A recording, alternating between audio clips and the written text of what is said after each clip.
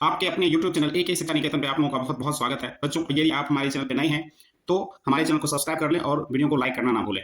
बच्चों, आज के क्लास में हम आपको काफी ज्यादा इंपॉर्टेंट मैथ के वो सारे क्वेश्चंस करवाएंगे जो आपके एग्जाम में काफी ज्यादा हेल्पफुल रहेगा। ठीक है, बहुत ज्यादा मदद करेगा आपको। ठीक है, पहली बात, परीक्षा में जाने से पहले कुछ बातें जरूर ध्यान में रखें। देखिए, आपको 15 मिनट दिया जाता है पढ़ने के लिए। अब कुछ बच्चे ये सोचते हैं कि 15 मिनट जो हमें पढ़ने के लिए मिला है उसमें क्वेश्चन बनाना चालू कर दें, इससे क्या होगा, हमारा 15 मिनट बच जाएगा। ठीक है, लेकिन ऐसा नहीं करना है। ये 15 मिनट इसलिए आपको दिए जाते हैं कि आराम से ठंडे दिमाग से आप क्वेश्चन को पढ़ लें और आप ये देख लें कि आपको कौन कौन सा क्वेश्चन करना है, कौन कौन सा क्वेश्चन आपको आता है, बहुत अच्छे ढंग से आता है। उस सारे क्वेश्चन को छोटा सा एक टिक करके क्या कर लें, मार्क कर लें। ठीक है, और लास्ट में जाके उन्हीं सारे क्वेश्चन को आप क्या करें, अटेम्प्ट करें। इससे क्या होगा कि आपका आपके रेंज में कौन कौन सा क्वेश्चन है वो क्वेश्चन आपको पता चल जाएगा और आप जल्दी से क्या करोगे, बना पाओगे और आपको मिस्टेक्स जो है वो बहुत कम होगा। ठीक है, उसके बाद एक बात और ध्यान रखना बच्चों, अगर एक दो क्वेश्चन ऐसा आ जाता है या मान लो कुछ क्वेश्चन ऐसे आ जाते हैं आपके रेंज से क्या हो, बाहर हो, आपने उसे नहीं पढ़ रखा होगा, या ये भी हो सकता है कि आपको थोड़ा कम उस पर क्या हो, अगर हो वो आपको थोड़ा कम याद हो या फिर वो आप अच्छे ढंग से आप नहीं कर सकते हैं, तो ऐसे क्वेश्चन को आप छोड़ दें। जो क्वेश्चन आपको बेहतर तरीके से आ रहा है उस क्वेश्चन को करें, क्योंकि आपके पास ऑप्शन है। ठीक है, चलिए आपका जो 10 मिनट लेंगे और हम अपना क्लास स्टार्ट करते हैं। ठीक है, देखिए आपकी स्क्रीन पर ये पहला क्वेश्चन दिख रहा है। ठीक है, इसमें पूछा है यूक्लिड विभाजन एल्गोरिथम का उपयोग करके, ठीक है, इसमें क्या करें, आर का मान ज्ञात करें। ठीक है, काफी सिंपल क्वेश्चन है बच्चों, बना लोगे आप। चलो मेरे प्यारे बच्चों, देखिए इसका सॉल्यूशन जो होगा, पहले देखिए आपको क्या दे रखा है उसको देखते हैं। ठीक है, दे रखा है आपको, ए दे रखा है, बी दे रखा है, क्यू दे रखा है, आर दे रखा है। पहले तो आप ये जान लें कि यूक्लिड विभाजन लेमा जो होता है, यूक्लिड विभाजन एल्गोरिथम जो होता है, उसमें कुछ इंपॉर्टेंट बातें जो आपके एग्जाम में पूछी जाती है उस पर ध्यान देते हैं। पहले देखिए, ए बराबर बी क्यू प्लस आर होता है। ठीक है, जहां ये जो होता है ना, जीरो और बी लिखिए, बीच में आर लिखिए। ध्यान से देखिए, इस बात को आपको लग रहा होगा मजाक, लेकिन ये आपको एक नंबर देखा जाएगा। यहाँ भी लेस देन लिखिए, यहाँ भी लेस देन लिखिए, और ये जीरो और आर के बीच में क्या करें, इक्वल टू का चिन्ह दीजिए। ठीक है, ये आपको एग्जाम में पूछ लिया जाता है कि यूक्लिड विभाजन एल्गोरिथम में आर के लिए कौन सा शब्द होगा, ये वाला मान आपको क्या करना है, याद रखना है। ठीक है, चलिए दूसरा, यहाँ से एक और इंपॉर्टेंट क्वेश्चन बनता है कि यूक्लिड विभाजन एल्गोरिथम का अनुप्रयोग क्या है। तो आपको बोलना है दो संख्याओं का क्या चीज, एचसीएफ यानी कि मोस्ट ज्ञात करने में। याद कर लें, हर हाल में एग्जाम में आने वाले ये सारे क्वेश्चन हैं। ठीक है, आइए अब इसका सॉल्व करते हैं। आपका जो क्वेश्चन है उसको हम लोग क्या करते हैं, सॉल्व करते हैं। ठीक है, देखिए ए बराबर होता है बी क्यू प्लस आर। ठीक है, अब यहाँ पे क्या करें, ए का मान रखें 72 है आपका, बी का मान आपका 9 है, ठीक है, क्यू का मान 8 है, प्लस आर, आर नहीं है तो इसे छोड़ दो। ठीक है, तो अब क्या कर लो, ये हो गया आपका क्या चीज, ये है 72 और ये भी हो गया आपका क्या चीज, ये भी हो गया आपका 72 प्लस आर। ठीक है, 72 किधर ले आइए, तो 72 माइनस 72 बराबर आर। यहाँ से आर का जो वैल्यू मिला आपको, ठीक है, आर का वैल्यू क्या आ गया, आर का वैल्यू आ गया 0। ठीक है, इसमें देखें आपका 0 कहाँ है। ठीक है, ये आपका आंसर हो गया 0। ठीक है, तो इस टाइप का एक क्वेश्चन आता है, आप कर लीजिएगा। ठीक है, चलिए आगे बढ़ते हैं। आपने क्या क्या याद किया, यूटिल विभाजन एल्गोरिथम में। ठीक है, आर के लिए जो मान होता है 0 less than equal to r less than b. चलिए दूसरा नंबर क्वेश्चन जो है, अब यहाँ पे देखिए आप लोग मेरे प्यारे बच्चों, यहाँ से क्वेश्चन जरूर आते हैं। एक क्वेश्चन हर हाल में पूछ लिया जाता है कि एचसीएफ और एलसीएम। ठीक है, इसका फॉर्मूला आप जानते हो क्या होता है, ए गुने बी होता है। कई बार एग्जाम में पूछा गया, ए गुने बी हो जाएगा। और कभी कभी क्या करता है, ये ए और बी जो है, ए गुने बी जो है नीचे ला देता है, यहाँ पे बच जाता है वो आंसर एक हो जाता है। ये दोनों के दोनों क्वेश्चन आपको इंपॉर्टेंट है। ठीक है, आप इसका एक स्क्रीनशॉट ले लो और रख लेना। ठीक है, चलिए आगे बढ़ते हैं। देखिए क्वेश्चन नंबर 3 पूछा है कि रूट अंडर 15 जो है ये क्या है, तो यह एक अपरिमेय संख्या है। ठीक है, क्या है बच्चों, अपरिमेय संख्या है, क्योंकि रूट 15 का वर्गमूल जो है एक पूर्ण वर्ग संख्या नहीं आता है। ठीक है, अब देखो एक चीज एग्जाम में जो पूछा जाता है, देखो पाई जो है ना एक अपरिमेय संख्या है। ठीक है, पाई के गुना में भी कुछ रख देना तो भी वो अपरिमेय होगा, पाई के बट्टा में कुछ रख दे तो भी अपरिमेय होगा। ठीक है, मान लो कि 3 बट्टे पाई लिख दिया तो भी अपरिमेय होगा। यहाँ तक कि पाई में कुछ जोड़ दे तो भी अपरिमेय होगा। ठीक है, पाई में कुछ घटा दे तो भी अपरिमेय। लेकिन दिमाग लगाने वाली बात है, मान लो आपको लिख दिया 3 पाई, बट्टा में लिख दिया पाई, ये पाई और पाई कैंसिल हो गया, तब आ गया 1। तो इस स्थिति में आपका क्या हो गया, ये परिमेय हो गया। लेकिन ये सब जो आपको दिख रहा है ये सब क्या है, आपका अपरिमेय। ठीक है, और यहाँ से जो बच्चे फंस जाते हैं उसमें इंपॉर्टेंट बात पे आप ध्यान दें। देखो बाबू, पाई जो है एक अपरिमेय संख्या है, बट 22/7 और 3.14 ये दोनों के दोनों जो हैं वो क्या है, आपके परिमेय संख्या है। क्या है ये, परिमेय। इस बात का भी ख्याल रखोगे कि ये जो है वो क्या है, परिमेय है ना। तो सिर्फ पाई अपरिमेय है, लेकिन पाई का जो मान आप रखते हो वो क्या है, परिमेय है। ठीक है, इसका एक स्क्रीनशॉट लेके रख लो, इसका ध्यान जरूर रखना एग्जाम्पल में। ठीक है, चलो पाई रहेगा या फिर पाई के गुना में कुछ भी रहेगा। ठीक है, इस टाइप का, ठीक, बस पाई करना नहीं चाहिए, तो आपका अपरिमेय होगा। पाई से क्वेश्चन पूछा जाता है एग्जाम में, इस बात का ख्याल रखोगे। ठीक है, देखो ये जो क्वेश्चन है आपको क्या करना है, अभाज्य गुणनखंड करना है जैसा कि कह रहा है, और उसमें देखना है कि 2 कितना बार आया है। चलो देख लो, ये आपका 124 है ना, 124 को आप करोगे तो 6 दूना 12, 2 दूना 4 तरह से करोगे तो इसका गुणनखंड आ गया 2 का पावर 2 और आ गया 31। ठीक है, यहाँ 2 का घात कितना है, 2 बार आया है। ठीक है, तो आपका आंसर जो हो जाएगा वो 2 हो जाएगा। अब ये एग्जाम में जो कई बार एग्जाम में पूछा गया है वो देख लो। ठीक है, कभी 156 का पूछ लिया है, पूछता है 156 में 2 का कितना घात है, कभी 136 पूछ लिया है 2 का कितना घात है, कभी 144 पूछ लिया है 2 का कितना घात है। ठीक है, तो देख लो 156 में 2 जो आता है 2 बार आता है, 136 में 2 जो है 3 बार आता है, 124 में 2 बार आता है, 144 में जो आता है 2 4 बार आता है। ठीक है, इस तरह से आप इसका स्क्रीनशॉट ले लो और देख लेना यहाँ से किस टाइप के क्वेश्चन पूछे जाते हैं। ठीक है, चलो आगे बढ़ते हैं। अब देखो यहाँ पे आपको जब भी दशमलव प्रसार पूछेगा, पहले ये देख लो कि कटने वाला है भी, अगर कटेगा तो काट लेना, और अगर नहीं कटने वाला है तो आप नीचे वाले पे ध्यान दोगे। नीचे में जो है वो सिर्फ होना चाहिए, या तो सिर्फ 2 होना चाहिए, या तो सिर्फ 5 होना चाहिए, अथवा नीचे 2 और 5 दोनों होना चाहिए। यही तीनों ना 3 कंडीशन है जिसमें जो है शांत होगा, वरना हमेशा क्या आएगा, अशांत आएगा। तो देखो यहाँ पे क्या हो रहा है, ये तो ना 7 से कट जाएगा, 11 आ जाएगा, और यहाँ पे आ जाएगा तुम ना आपको 27 यहाँ पे 3 आ जाएगा ना। यहाँ पे नीचे 3 गुने 10 आ रहा है, तो यहाँ पे 3 आ गया, और 3 की वजह से ये जो है शांत नहीं होगा, अशांत हो जाएगा। यहाँ पे नहीं होगा, यहाँ पे भी नहीं होगा, क्योंकि 11 आ जाएगा नीचे, और यहाँ पे देखो ये हो जाएगा। क्यों हो जाएगा? क्योंकि अगर आप 160 का गुणनखंड करोगे, ठीक है, तो उसमें सिर्फ 2 और 5 ही आएंगे। चलो कर ही लेता हूँ, ठीक है। यहाँ से ले लो 160, ठीक है, 2 से करो, 2 से तो ये हो गया 8 गुना 16, ये 0 हो गया, ठीक है। 2 से करो, ये 40 हो गया, फिर 2 से करो, ये आपका कितना हो गया, 20 हो गया, फिर 2 से करो, ये 10 हो गया, फिर 2 से करो, ये 5 हो गया। तो 100 ना, ये 60 को जो है 160 को आप लिख सकते हो 2 का पावर 1 2 3 4 5, 2 का पावर 5 अगुने आप क्या लिख सकते हो, 5 लिख सकते हो, ठीक है, इस तरह से। तो आप देख पा रहे हो कि हाँ सिर्फ नीचे में जो आया है, हमने आपको बताया सिर्फ 2 आना चाहिए, सिर्फ 5 आना चाहिए, 2 या 5 आना चाहिए ना। यहाँ 2 जो आया है, 5 बार आया और 5 भी आया है ना, 2 और 5 ही आया है इसमें, तो ये जो हो जाएगा आपका शांत हो जाएगा। यही कंडीशन है शांत और शांता की, नीचे डिनोमिनेटर में हर में जो है वो आपको सिर्फ 2 और 5 आना चाहिए, ठीक है। इस बात का ख्याल रखना। उसके बाद एक बात और देखो कि यहाँ जो नीचे आप देख पा रहे हो 2 और 5 में सबसे बड़ी घात क्या है, 5 है। सबसे बड़ी घात क्या है, 5 है। तो इस टाइप की भी एक क्वेश्चन पूछता है कि इसका जो दशमलव प्रसार है कितना अंक के बाद रुक जाएगा। तो सबसे बड़ा घात आपको दिखना है ना, 2 का घात 5 है, इसलिए क्या हो जाएगा, 5 अंक के बाद रुक जाएगा, ठीक है। मेरे प्यारे बच्चों, ये क्वेश्चन नंबर 15 को देखने की कोशिश करो। पूछ रहा है कि परिमेय संख्या ये जो है इसका दशमलव प्रसार कितने अंक के बाद रुक जाएगा। देखो 2 और 5 में सबसे बड़ी घात कौन है, 2 और 5 में 2 का घात 4 है, 5 का घात 3 है, तो बड़ा वाला घात ही आपका आंसर हो जाएगा। आंसर क्या होगा, 4। देखना आप आंसर है 4, ठीक है। तो ये देख लेना, आपको क्या करना है, देखना है कटने वाला तो नहीं है। अगर कटने वाला नहीं है तो देख लेना कि बड़ा जो घात है वो क्या है, ठीक है, इस तरह से। अब देखो मैं आपको बताया था गुणनखंड वाला 156 125 इस तरह के क्वेश्चन आपको एग्जाम में पूछ लिए जाते हैं, ठीक है। उसके बाद देखो यहाँ से कुछ क्वेश्चन और भी आप देख सकते हो, जैसे यहाँ 1/√2 आपका क्या है, अपरिमेय संख्या, पाई क्या है अभी बताया था, अपरिमेय संख्या, ये देखो कट जाएगा, ठीक है। तो ये आपका परिमेय आ जाएगा, ठीक है। तो इस तरह से आपका एग्जाम में क्वेश्चन पूछा जाता है, ठीक है। अब देखो जैसे ये क्वेश्चन जो है सबसे लास्ट वाला, देखो ये ना, ये कह रहा है a plus b into b का होल स्क्वायर करने, तो 3 का स्क्वायर कर दो, फिर √3 का स्क्वायर कर दो, तो 3 का स्क्वायर 9 हो गया, और √3 का स्क्वायर 3 हो गया, तो 6 जो है क्या है, परिमेय संख्या, इस तरह से। चलो ठीक है, आगे बढ़ते हैं। फिर ये क्वेश्चन नंबर 11 देखो, कह रहा है 2 क्रमिक सम संख्या, 2 क्रमागत सम संख्या कैसे, अब क्या होगा, जब भी 2 क्रमागत सम संख्या या 2 सम संख्या बोल दे, ठीक है, तो 2 क्रमागत सम संख्या बोलेगा तो उसका जो मौसा होगा वो क्या आएगा, आपका 2 आएगा, ठीक है। और 2 क्रमागत संख्या सिर्फ बोल दिया, प्राकृत संख्या बोलेगा तो 1 आएगा, प्राकृत बोलेगा तो 1 रखना, और सम संख्या बोलेगा तो 2 रखना, और विषम बोलेगा तो 1 रखना, ठीक है।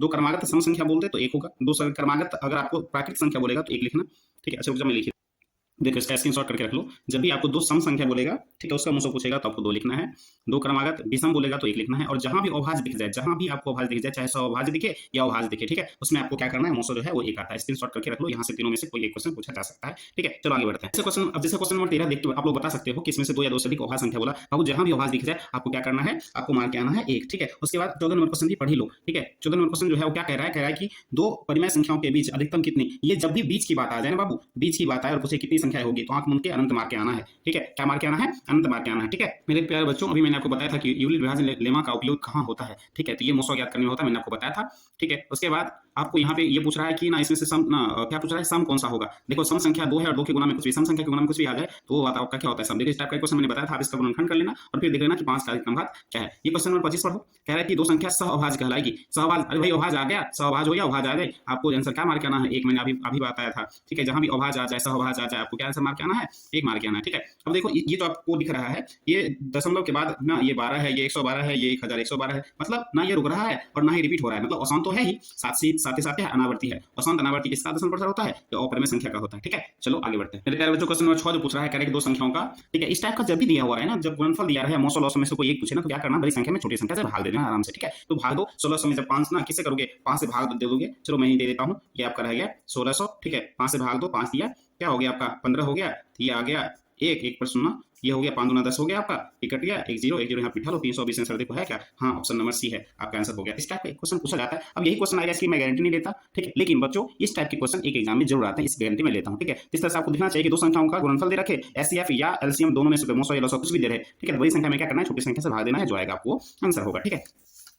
मेरे प्यारे बच्चों, क्वेश्चन नंबर बोल रहा है आपका जो भी है क्वेश्चन नंबर 7 है, पूछ रहा है 3684 का मौसो क्या होगा, ठीक है। देखो ज्ञात करने के दूसरे तरीके भी हैं, यूक्लिड विभाजन लेमा से भी आप जा सकते हो, ठीक है। और हम ये जो यहाँ पे जा रहे हैं वो जा रहे हैं अभाज्य गुणनखंड विधि से। अभाज्य गुणनखंड विधि मैं चाहता हूँ कि आप सीख लो, ठीक है। देखो इस तरह से अभाज्य गुणनखंड कर लो कि इसके बाद 36 में देख रहे हो, 2 पर पावर 2 आ रहा है और 3 पर पावर भी 2 आ रहा है, ठीक है। अब देखो इसमें से क्या है, 2 इसमें भी है और 3 इसमें भी है, तो इसमें क्या घट रहा है, इसमें 7 है लेकिन इसमें 7 नहीं है, इसमें क्या करेंगे, 7 पर पावर 0 डालेंगे जबरदस्ती, ठीक है। मैं चाहता हूँ कि 7 दोनों में आ जाए, बस, अब कुछ नहीं, जबरदस्ती की कोई बात नहीं, ठीक है। चलो अब देखो यहाँ 3 पर पावर कुछ नहीं तो 1 है। अब जब भी एचसीएफ लेने जाते हैं बच्चों, तो क्या करते हैं, सबका छोटा वाला घात देते हैं। देखो 2 का छोटा वाला घात यहाँ पे ना, 2 का जो घात है ये यहाँ भी 2 पर पावर 2 ही है, 2 पर पावर 2 ही है, तो छोटा घात वही हो गया, बड़ा घात भी वही हो गया, ये ले लिया। 3 पर पावर छोटा जो घात है आपका 1 आ रहा है, ठीक है। 3 पर पावर 2 है, 3 पर पावर 1 है, तो आपको इक्वल लेना है। एचसीएफ में 7 पर पावर 0 है, 7 पर पावर 1 है, तो 7 पर पावर आपको क्या लेना है, 0 वाला। ये हो गया 2 का स्क्वायर 4 हो गया, ये 3 हो गया, और ये हो गया 7 का पावर ना पावर 0, ये 1 हो गया। अब देखो ये हो गया आपका 12 आंसर हो गया। और यही जब एलसीएम पूछता तो अभी हम क्या क्या लिया था, छोटे वाला घात लिया ना, अभी क्या करना है, बड़े वाला घात लेना है, ठीक है। तो देखो 2 का घात 2 और यहाँ 2 का घात 2 है, तो दोनों तो सेम टू सेम है, यही छोटा और यही बड़ा, ये तो हम लेंगे ही लेंगे। 2 का पावर 2, 3 का पावर 1 और 3 का पावर 2 में क्या करेंगे, 3 का पावर 2 वाला लेंगे, और 7 का पावर 0 और 7 का पावर 1 वाले में क्या करेंगे, 7 का पावर 1 वाला लेंगे, क्योंकि 0 वाला ना, ये 2 का स्क्वायर 4 हो गया, और ये 3 का स्क्वायर क्या हो गया, 9 हो गया, और ये 7 हो गया, ठीक है बच्चों। ये हो गया आपका, ठीक है, ये हो गया 9 चौका 36, और 36 को क्या करो आप 7 से गुना कर लो, 36 को 7 से गुना करोगे, ये 42, 7 42 हो गया, आपका 4 आ गया, और 7 21, 21 में 4 जोड़ लो, आपका क्या हो जाएगा 25। तो ये आ गया आपका एलसीएम जो आ गया वो 252 आया, और एचसीएफ जो आया आप 12 आया। आपको पूछ रहा था मोसा यानी एचसीएफ, ठीक है, तो आपका एचसीएफ जो है इसमें क्या आएगा 12, देखो ऑप्शन सी है, ऑप्शन सी जो है आपका 12 है, ठीक है। इस टाइप से इसी तरह से आपको क्या करना है, अभाज्य गुणनखंड विधि द्वारा क्या करना है, एचसीएफ और एलसीएम ज्ञात करना है, ठीक है। इसका एक स्क्रीनशॉट ले लो और अपना देख लेना, ठीक है बच्चों। मैं ऑब्जेक्टिव करवा रहा हूँ, साथ ही साथ इससे आपका क्या हो जाएगा, 2 नंबर क्वेश्चन भी बन जाएगा, इसलिए मैं चाहता हूँ कि अच्छी तरह से आपको एक्सप्लेन कर दूं, ताकि आप 2 नंबर क्वेश्चन भी अच्छे से करके आ जाओ, ठीक है। क्वेश्चन नंबर 8 काफी इजी है। देखो यहाँ संख्या जो होता है ना, ये संख्या है, और संख्या बहुपद होता है, इतना दिमाग में रखना, संख्या बहुपद है, और यहाँ x के भाग घात क्या है, x की घात 1 है, ठीक है। तो यहाँ पूर्ण संख्या है ना, घात जो है वो पूर्ण संख्या होना चाहिए, ये पास हो गया। यहाँ देख लो, यहाँ घात जो है 2 है, और यहाँ घात कुछ नहीं तो 1 है, ये भी पास हो गया। यहाँ घात 3 है, ये भी पास हो गया, लेकिन ये नीचे में आ रहा है, x ना नीचे आ रहा है ना, इसका यहाँ जो घात x का है वो ना ऋणात्मक हो जाएगा, पूर्ण संख्या नहीं आएगा, तो यही आपका क्या हो गया, आंसर हो गया, ठीक है। 9th में भी आपने पढ़ा होगा बहुपद है या नहीं है, इसकी जांच करने वाला, ठीक है। तो ये आप अच्छे से कर लेना, ठीक है। अब पूछ रहा है इसमें आपको सुनना, अल्फा प्लस बीटा का मान पूछ रहा है, कुछ नहीं है बाबू, आपको पता होना चाहिए कि अल्फा प्लस बीटा बराबर क्या होता है, माइनस बी बाय ए होता है, ठीक है। एक फार्मूला में माइनस है, और यहाँ -2 आपका बी का मान क्या है, -2 है, बटा में ए का मान 1 है, तो ये हो गया माइनस माइनस प्लस हो गया 2 बटा में 1, तो ये हो गया आपका 2। देखो 2 कौन है, ये है आपका, लेकिन ये देख लेना यहाँ से इस टाइप के क्वेश्चन हर हाल में रहेंगे, इसलिए ऐसा क्वेश्चन देख लेना। और कहीं इसी क्वेश्चन में पूछ लेता लिया जाता कि अल्फा इंटू बीटा, तो ये हो जाता सी बाय ए, और सी आपका 5 है, और ये 1 है, तो ये हो जाता 5, ठीक है। देख लो दोनों ऑप्शन है, 5 वाला भी है और वो वाला भी है, तो अल्फा प्लस बीटा बराबर और अल्फा इंटू बीटा का फार्मूला तो याद रखना ही रखना, और साथ ही साथ ये ना फॉर्मूला पे कैसे बिठाते हैं ये भी कर लेना, ठीक है। एक फॉर्मूला माइनस था, एक ना ये आपका 2 जो था माइनस था, उसका हमने यूज किया, ठीक है। देखो क्वेश्चन नंबर 10 पूछ रहा है शून्य, तो शून्य निकालने के लिए आपको क्या करना पड़ेगा, गुणनखंड करना पड़ेगा, शून्य निकालना पड़ेगा, ठीक है। अथवा एक तरीका और है कि आप इसमें से मान रख के देख लो किसका मान शून्य आ रहा है, तो भी शून्य हो जाएगा। हमने क्या किया ना, इसका गुणनखंड कर दिया, और गुणनखंड करने के बाद आपका जो आंसर आ रहा है देखो ये आ रहा है, ठीक है। शून्य ना गुणनखंड कर लो, बराबर 0 रख लो, एक्स का नेगेटिव है तो ये पॉजिटिव मान देगा, ये पॉजिटिव है तो क्या करेगा, नेगेटिव मान देगा, इस तरह से हमने निकाल दिया। तो देखो अब 3 में ना 3 और -1, 3 और -1 हम कहाँ है, 3 के साथ -1, ठीक है, आपका सी नंबर आंसर हो गया, ठीक है। इस टाइप के क्वेश्चन हर हाल में आएंगे, 200% गारंटी है कि आएगा ही आएगा। अब देखो ये वाला क्वेश्चन जो है ये आपको बुर्बक बनाने की कोशिश कर रहा है, लेकिन आप बनना मत, ठीक है। वो क्यों नहीं बनना, देखो ये पूछ रहा है अल्फा प्लस बीटा का मान, अल्फा प्लस बीटा बराबर होता है -b बाय ए, लेकिन यहाँ बी के पोजीशन पे देखो, यहाँ ये बी के पोजीशन पे क्या दे रखा है, बी ही दे रखा है। चलो ये तो ठीक है कि -b हमें लिखना है, बट ए के पोजीशन पे एक्स स्क्वायर का गुणांक जो होता है वो ए होता है, ठीक है। एक्स स्क्वायर के गुना वाला एक हलाता है, एक्स स्क्वायर के गुना में यहाँ पे क्या दे रखा है, सी दे रखा है, तो आपको ढूंढना ये है -b बाय सी, देखो कहाँ है -b बाय सी, ठीक है। इसलिए ये देख लेना, कभी कभी क्या करता है इस तरह से बखाने की कोशिश करता है एग्जामिनर, ठीक है। अब मान लो इसी को मान लो अगर लिख देता कि dx² plus cx plus a ऐसा दे देता, और पूछता कि इसमें अल्फा प्लस बीटा का मान क्या होगा, इस तरह से। तो फॉर्मूला है -b बाय ए, तो b के ना x के गुणांक वाला b कहलाता है, ये हो गया -c, और एक्स स्क्वायर के गुना वाला ये d हो गया। इस तरह से आपको कर सकता है एग्जाम में, क्या करेगा चेंज कर सकता है। आपको पता होना चाहिए एक्स स्क्वायर के गुना वाला को हम a कहते हैं ना, x के गुना वाले को हम b कहते हैं, और अचर पद होता है उसे हम c कहते हैं, ठीक है। ये पता होना चाहिए, तब आप नहीं बकोगे, ठीक है, आपको कोई डिस्टर्ब नहीं कर सकता। देखो क्वेश्चन नंबर 12 जो है ये आपको क्या कह रहा है, ये कह रहा है कि alpha into beta into gamma का मान निकालें, ठीक है। मैं क्या करता हूँ तीनों चीज यहाँ से निकाल देता हूँ, ठीक है। आपको alpha plus beta plus gamma का मान पूछे तो ये होता है -b बाय ए, ठीक है। तो माइनस फार्मूला से लिखो, और b का मान जो है आपका वो 3 है, और a का मान जो है आपको 2 है, तो ये हो गया alpha plus beta plus gamma का मान, क्यों ये है ना एक्स स्क्वायर के गुना, ये हो गया आपका a, ये हो गया b, ये हो गया c, और ये हो गया d, ठीक है। फिर एक होता है alpha into beta plus beta into gamma plus gamma into alpha बराबर होता है c बाय ए। तो देखो बाबू c कितना है आपका, c जो है आपका -5 है, तो ये -5 हो गया, और a जो है आपका 2 है, इस तरह से आपका ये भी बन गया। और लेकिन आपको पूछ क्या रहा है, पूछ रहा है alpha into beta into gamma, इसका जो फार्मूला होता है वो -d बाय ए होता है, ठीक है। तो माइनस तो फार्मूला में है, और d का मान भी -2 है, और a का मान जो है आपका 2 है, ये हो गया आपका प्लस में 2 बट्टे 2, 2 कट गया, तो एक आंसर आया। तो आप देख लो इसका आंसर जो है ए। मैंने ये फार्मूला भी करवाया और साथ ही साथ एक क्वेश्चन भी सॉल्व करा, तो आपको फार्मूला याद रखना है, और फार्मूला पे कैसे बिठाना है ये भी याद रहना चाहिए। मैं चाहता हूँ कि आपको वो सारे क्वेश्चन का रिवीजन कर ले जो एग्जाम में आता है, ठीक है, और फार्मूला भी आपको याद रहना चाहिए, ठीक है। चलिए आगे बढ़ते हैं। अब ये क्वेश्चन जो दे रखा है आपको कह रहा है कि क्यों एक पूर्णांक है, तो विषम पूर्णांक पूछा है ना, विषम, देखो इस पे ध्यान देना, विषम पे बाबू देख, ये 6 एक सम संख्या है और इसमें सम संख्या जुड़ा हुआ है, तो सम प्लस सम ही हो गया, ठीक है। ये 6 सम है, उसमें 4 जोड़ दिया, तो ये सम प्लस सम है, तो सम ही रह गया। और ये 6 सम संख्या है, उसके गुणा में कुछ भी रखा रहे तो सम ही संख्या देगा, लेकिन ये 6 एक सम संख्या है, ठीक है, और उसमें एक विषम संख्या जुड़ा हुआ है, सम प्लस विषम हमेशा विषम होता है, यही आपका आंसर। इस टाइप के क्वेश्चन हर हाल में आते हैं और काफी इजी होता है बच्चों, ठीक है। सम संख्या के गुणा में कुछ भी रहे तो सम संख्या देगा, सम संख्या प्लस, अगर सम संख्या लिखेगा तो सम लिखना, सम संख्या प्लस विषम रहेगा तो विषम लिखना। अब देखो इस टाइप के क्वेश्चन आपको बुर्बक बना रहा है। सबसे बड़ी घात ही बहुपद की घात कहलाती है, और यहाँ सबसे बड़ी घात क्या है, 3 है ना, तो आपका आंसर क्या हो जाएगा, 3 हो जाएगा। कुछ भी दे सकता है, घात सबसे बड़ा जो रहेगा वही आपको लिख के आना, ठीक है। तो इस बात का ख्याल रखना। और एक बात क्वेश्चन और पूछा जाता है, द्विघात बहुपद है तो शून्य कितना होगा, 2 होगा, त्रिघात बहुपद है शून्य कितना होगा, 3 होगा, और एक घात बहुपद का शून्य कितना होगा, 1 होगा, और एक घात बहुपद का दूसरा नाम होता है रैखिक बहुपद। और भी बात आपको याद रखना है, एक घात बहुपद का ग्राफ जो होता है रैखिक बहुपद होता है, द्विघात का ग्राफ जो होता है परवलय होता है। इस बात को ध्यान रखना, मैंने जो बोला अभी, ठीक है। और जितना घात होता है पदों की संख्या अगर पूछे, अधिकतम पदों की संख्या, तो उससे एक ज्यादा होता है। जैसे अगर 2 घात है तो उसमें देखो द्विघात बहुपद में कितने पद होते हैं, 3 पद होते हैं। और ये देखो त्रिघात बहुपद है तो 1 पद, 2 पद, 3 पद, 4 पद, घात 3 है और पद कितने हैं, 4, हमेशा पद एक ज्यादा होता है, ठीक है। देखो ये जो क्वेश्चन आपके स्क्रीन पे दिख रहा है बहुत ज्यादा इंपॉर्टेंट है, क्योंकि इस टाइप का एक क्वेश्चन एग्जाम में हर हाल में ही रहता है, ठीक है। अभी देख लो आपको क्या दिया है, यहाँ पे शून्य का दिया है बाबू, क्या दिया है, शून्य का दिया है। शून्य का मतलब एक शून्य का अल्फा हो गया वो 1 है, और एक शून्य का बीटा है जो आपका 1 है। कभी कभी शून्य नहीं देता है, शून्य को का योग और गुणनफल देता है, लेकिन यहाँ पे देखो शून्य का दिया है, ये गुणनफल की चर्चा ही नहीं किया है, इसका मतलब शून्य का दिया है, यानी कि एक अल्फा है और एक बीटा है, ठीक है। आपको इस फॉर्मूला पे रखना है, ये हो गया एक्स स्क्वायर 1 प्लस 1 करना है आपको, इंटू में एक्स लिखना है, फिर 1 इंटू 1 करना है, बस फॉर्मूला पे बिठा देना। ये फॉर्मूला आपको याद रखना है, ये 2x हो गया और ये प्लस में 1 हो गया, इस तरह से। लेकिन अगर इसी क्वेश्चन में कह देता बाबू कि शून्यकों का योग है, अल्फा प्लस बीटा बोल दिया कि शून्यकों का योग है, और अल्फा इंटू बीटा बोल दिया कि शून्यकों का गुणनफल है, मान लो इस टाइप का क्वेश्चन पूछा जाता है,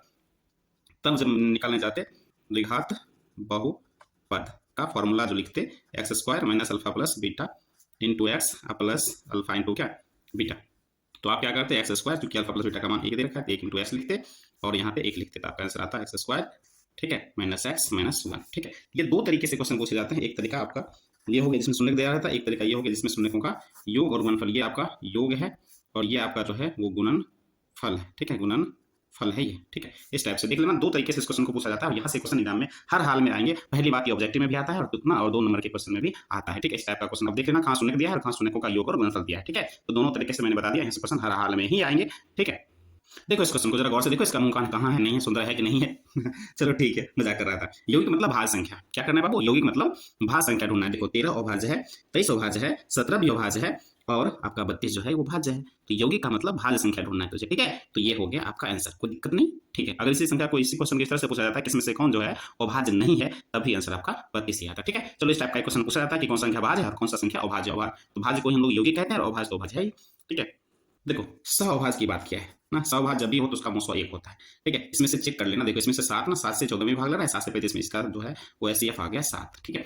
ये जो है 18 और 35 का एचसीएफ जो आता है ना बाबू, करके देख लेना 1 आता है, ठीक है। और 32 ना, 32 और 62 का करोगे तो इसका 2 आएगा, ठीक है। इसका करोगे, ठीक है, तो देख लो ये तो इसका जो है वो 3 आ रहा है। तो आपको मैंने क्या बताया, जहां अभाज्य दिख जाए तो उसका मुसवा कितना आना चाहिए, 1 आना चाहिए, ठीक है। तो यहाँ देख पा रहे हैं कि इसका मुसवा 1 आ रहा है। कई बार एग्जाम में यही क्वेश्चन पूछा गया है, कई बार एग्जाम में पूछा गया है, ठीक है। सहअभाज्य संख्या कौन है, ठीक है। तो 18 25 याद कर लेना, ठीक है। और सहअभाज्य का मतलब है 2 ऐसी संख्या जिसका मुसवा कितना हो, 1 हो, ठीक है, मुसवा 1 हो, ठीक है, तो उसे हम लोग बोलते हैं सहअभाज्य संख्या, ठीक। अब ये क्वेश्चन देखो काफी मस्त क्वेश्चन है, काफी ज्यादा मस्त क्वेश्चन है, क्यों, क्योंकि यहाँ से एग्जाम में एक क्वेश्चन जरूर पूछता है और मैं आपको बहुत अच्छे ढंग से समझाऊंगा, टेंशन नहीं लेने का, ठीक है। अब देखो यहाँ पे क्या बोला है कि शून्य जो है ना एक दूसरे का व्युत्क्रम में, मान लो दो द्विघात बहुपद है, 2 ही शून्य होगा ना, एक हमने मान लिया अल्फा ना, अल्फा का जो मान है मान लो पी है बाबू, ठीक है। और बीटा जो है दूसरा शून्य जो है 1/p है, मैंने 1/p क्यों लिया, क्योंकि यहाँ पे बोल रहा है व्युत्क्रम में, ठीक है, बोल क्या रहा है व्युत्क्रम। अब देख बाबू यहाँ पे बोल रहा है ये हुआ आपका ए, ये होगा बी और ये हुआ सी, आपको क्या दे रखा है, सी का मान पूछ रहा है। बताओ सी वाला कौन सा फॉर्मूला होता है, तो सी वाला होता है अल्फा इंटू बीटा। क्या होता है, अल्फा इंटू बीटा का फॉर्मूला आता है c/a। चलो अल्फा का मान आपका क्या है, p है, और बीटा का मान क्या है 1/p है, और c का मान यहाँ से ढूंढो क्या है, a है, और a का मान ढूंढो, ठीक है, a का मान 3 है, ठीक है। अभी देखो ये p से p आपका कटेगा, यहाँ 1 बचा, यहाँ बच गया आपका, यहाँ बच गया आपका k/3, क्रॉस गुना कर लो, तो क्रॉस गुना करोगे तो k का मान क्या आएगा 3। ये बहुत ज्यादा अच्छा प्रश्न है, बहुत ही ज्यादा अच्छा प्रश्न है, ठीक है। ऐसे क्वेश्चन से आपको कैसे निपटना है मैंने समझा दिया, ठीक है। क्योंकि बोल रहा है कि शून्य एक दूसरे का व्युत्क्रम है, तो एक शून्य को मान लो p और दूसरा का मान लो 1/p, क्योंकि व्युत्क्रम का मतलब ही तो होता है उल्टा देना, ठीक है। p का उल्टा 1/p है, व्युत्क्रम मतलब ये हो गया। और यहाँ पे पूछ रहा था c ना, यहाँ देखो यहाँ पूछ रहा था k किस पोजीशन पे है, a b c, c position पे है, तो c वाला कौन सा फॉर्मूला लगता है, अल्फा इंटू बीटा बराबर c/a होता है। तो अल्फा का मान p है, बीटा का मान 1/p है, और c का मान देखो यहाँ से k है, और a का मान यहाँ देखो 3 है, तो हमने इस तरह से p कैंसिल हो गया, इस तरह से हमने निकाल लिया, ठीक है। ये बहुत मस्त क्वेश्चन है, इस टाइप के क्वेश्चन एग्जाम में हर हाल में पूछे जाते हैं, तो ऐसे क्वेश्चन को छोड़ के मत आना, आज कसम खाओ मेरे सामने कैसे क्वेश्चन को छोड़ के नहीं आना है, ठीक है। देखो a1/a2 बराबर b ना बराबर नहीं b1/b2, जब भी ऐसा होगा ना बाबू, इसका ग्राफ जो होगा ना प्रतिच्छेदी होगा, क्या होगा, प्रतिच्छेदी ग्राफ हो जाएगा, प्रतिच्छेदी। और कितना बिंदु पर मिल रहा है, एक बिंदु पर मिल रहा है, तो इसका एक हल होगा, यानी कि अद्वितीय हल होगा, ठीक है। ये शर्त आपको हर हाल में याद करके जाना है। अब अगर तीनों ना अनुपात क्या हो जाए, सेम हो जाए, तो इसका जो ग्राफ होता है ना वो समपाती होता है, एक ग्राफ के ऊपर दूसरा ग्राफ चढ़ जाता है, ठीक है। तो यहाँ बहुत सारे बिंदु पर मिल रहा होगा, ये बहुत सारे बिंदु पर मिल रहा होगा, इसलिए इसका जो हल होगा वो अपरिमित रूप से अनेक होगा, ठीक है। उसके बाद तीसरा जो है इसका जो ग्राफ होता है ना बाबू, a1/a2 बराबर b1/b2 बराबर नहीं c1/c2, इसका जो ग्राफ होता है वो समांतर होता है। ये कह रहा है हम एक दूसरे से कभी नहीं मिलेंगे, कभी नहीं मिलेंगे, इसका कोई हल नहीं होगा, ठीक है। ये जो मैंने आपको स्क्रीन पे दे रखा है, यहाँ से क्वेश्चन आपको जरूर बनेंगे, ये आपको याद ही रहना चाहिए, ठीक है। और मैंने क्लास में भी कई बार करवाया है, ठीक है। इसका याद रखना, यहाँ से ऑब्जेक्टिव क्वेश्चन आपके बनते हैं, ठीक है। शर्त याद रखना, ग्राफ कैसा होता है वो भी याद रखना, और हल कितने करते हैं ये भी याद रखना, ठीक है। कुछ भी नहीं है, ग्राफ जब प्रतिच्छेद हुआ एक बिंदु मिला देख लोगा, ग्राफ जब संपाती हो गया देखो एक लाइन इस पे गया हुआ है और इस पे ये भी गया हुआ है, कितना बार ये दूसरे से मिल रहा होगा पता नहीं है, बहुत सारे बार मिल रहा है तो निकल हो गया, और इसमें एक भी बार नहीं मिल रहा है तो इसका कोई हल नहीं होगा, ठीक है।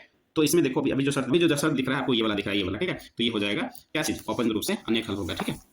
देखो तो अनंत हल हो गया, ठीक है। तो मैंने करवा दिया, ठीक है। अब देखो ये 9th का क्वेश्चन पूछ दिया और बच्चे इसमें भी फंस जाएंगे। अरे भाई x का मान रखोगे तो y का मान निकलते जाएगा, और ये ना दो चर वाले रेखीय समीकरण का कितना हल होता है। तो 9th का ही ये क्वेश्चन है कि दो चर वाले रेखीय समीकरण का अपरिमित रूप से अनेक हल होता है। तो अपरिमित रूप से अनेक देखो कहाँ, ये हो गया आपका अनियमित हल, ठीक है। अब ये क्वेश्चन देखो, ये क्वेश्चन ने क्या किया, ये वास्तव में 2 नंबर क्वेश्चन है या 5 नंबर है, और उसको इसने डाल दिया है ना किसमें, ऑब्जेक्टिव में डाल दिया है। तो इसको क्या करना है, एक तो तरीका है कि आप सॉल्व कर लो, अथवा एक तरीका है कि आप इस मान को इसमें रख के देखो, और रखने के बाद जो है ये पंचानवे उड़ जाता है तो ठीक है, ठीक है। चलो मेरे ख्याल से तो हम सॉल्व ही कर लेते हैं, ठीक है। देखो जब भी ऐसा हो कि हाँ x के गुना वाला 29 यहाँ y के गुना में हो और x के गुना वाला y के गुना में, इस तरह का क्वेश्चन हो, तो ऐसे क्वेश्चन को जब भी सॉल्व करते हैं बच्चे, तो एक बार क्या करते हैं जोड़ देते हैं, एक बार घटा देते हैं, तब जो दो नया समीकरण आता है उसको हम सॉल्व करते हैं, तब जाके हल आता है, ठीक है। तो इस तरह से देखो क्या करोगे, एक बार हमने दोनों समीकरण को क्या कर दिया, जोड़ दिया, यहाँ पे लिखा ना जोड़ने पर, ठीक है। तो 29 में 37 जोड़ोगे तो आपको 66 आ जाएगा, फिर से वही हो गया इस तरह से, ठीक है। यहाँ से हमने क्या किया, ठीक है, यहाँ से हमने 66 को मान लिया, तो 66 किया, ये हो गया आपका समीकरण 3 मिल गया, ठीक है। फिर हमने समीकरण फर्स्ट और सेकंड को एक बार घटा दिया, ठीक है। घटाया तो आपको मिला 8x - 8 बराबर -8, ठीक है। देख रहे हो घटाते हैं तो चिन्ह बदलते हैं, ठीक है। यहाँ से 8 कॉमन ले लो तो x - y बराबर -1 आ गया। अब ये आपका समीकरण 3 है, ये समीकरण 4 है। यहाँ देख पा रहे हो y पॉजिटिव है, यहाँ y क्या है नेगेटिव है। हम दोनों समीकरण को क्या करेंगे, जोड़ देंगे, ठीक है। दोनों समीकरण हमने जोड़ दिया तो y कैंसिल हो गया, देखो y कैंसिल हो गया, 2x बराबर 3 में से 1 गया तो 2 हुआ, तो ना यहाँ से काट दो, x का मान क्या आ गया, 1 आ गया। अब समीकरण इसमें कर दो, इसमें समीकरण 3 में y का x का मान रख दो, x का मान हम रखेंगे 1, ठीक है। तो 1 + y बराबर 3, तो y बराबर क्या हो जाएगा, 3 में से 1 कट जाएगा तो 2, यानी x का मान 1 आ रहा है, y का मान 2 आ रहा है, ठीक है। तो ये आप ना, ये हम इसका जो है नोट जो है डिस्क्रिप्शन में दे देंगे, आप वहां से डाउनलोड कर लेना, ठीक है। ये हो गया आपका x 1 आया, y आ गया 2, ठीक है। देखो ये सारे क्वेश्चन स्ट्रेट फॉरवर्ड हैं, इसमें कुछ बदलाव नहीं हो सकता। जैसे एक घातीय समीकरण का जो ग्राफ होता है, ठीक है, वो क्या होगा, एक सरल रेखा प्राप्त होगा, क्या होगा, एक सरल रेखा प्राप्त होगा, ठीक है। एक घातीय समीकरण का जो ग्राफ होता है एक सरल रेखा, दो घात वाला का परवलय होता है, ठीक है। ये एक घात के लिए आता है, और ये जो आता है ये आता है आपका एक घात के लिए, और ये आता है आपका द्विघात, ये याद रखोगे, ठीक है। द्विघात बहुपद का जो ग्राफ होता है या द्विघात समीकरण का जो ग्राफ होता है वो परवलय होता है, और एक घात का जो होता है वो सरल रेखा होता है, ठीक है। ये ऑब्जेक्टिव में याद रखना, काम आएगा, बहुत काम आएगा, ठीक है। एक घातीय बहुपद का ग्राफ एक सरल रेखा होता है, इसलिए उसे हम रैखिक बहुपद कहते हैं, ये भी याद रखना। एक घातीय बहुपद को क्या कहते हैं, तो रैखिक बहुपद कहते हैं, ठीक है, इस तरह से।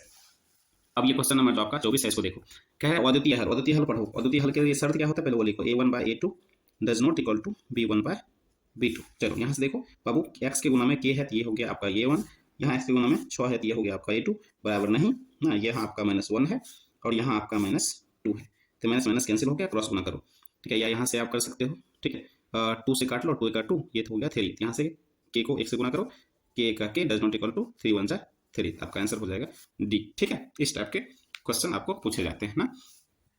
25 नंबर क्वेश्चन मैंने अभी तुरंत करवाया था, इसे मैं नहीं करवाऊंगा। देख समांतर का मतलब ये ग्राफ है, ये ग्राफ, ये कभी मिलेगा एक दूसरे से, कभी नहीं मिलेगा। जब मिलेगा नहीं पता हस्बैंड वाइफ कभी मिलेगा नहीं, बच्चा पैदा होगा कभी नहीं होगा। ये दो समीकरण है, कभी नहीं मिल रहा तो हल ही नहीं होगा, जितना बार मिलता है उतना हल होता है, ये एक बार भी नहीं मिलेगा, क्योंकि समांतर रेखाएं कभी मिलता ही नहीं है, तो कोई हल नहीं होगा, ठीक है। तो आपका आंसर भी हो जाएगा। अभी मैंने तो ना एक ना दिखाया था, ऐसे वाला एक दिखाया था आपको पेज, जिसमें फॉर्मूला ऐसा लिखा हुआ था, ऐसा लिखा हुआ था, सर आप याद करके रखना बस, ठीक है। बहुत सारे क्वेश्चन ऐसे ही बन जाएंगे। बोलो ये सारे ये भी कोई क्वेश्चन हुए भाई, द्विघात समीकरण नहीं है तो ना इसमें ना घात देख ले। पहली बात ये देखो, रूट के अंदर है ना, रूट के अंदर ये कैसे हो सकता है, ये ना ये फेल हो जाएगा, ठीक है। आपको द्विघात समीकरण यही जो है वो आंसर हो गया, ठीक है।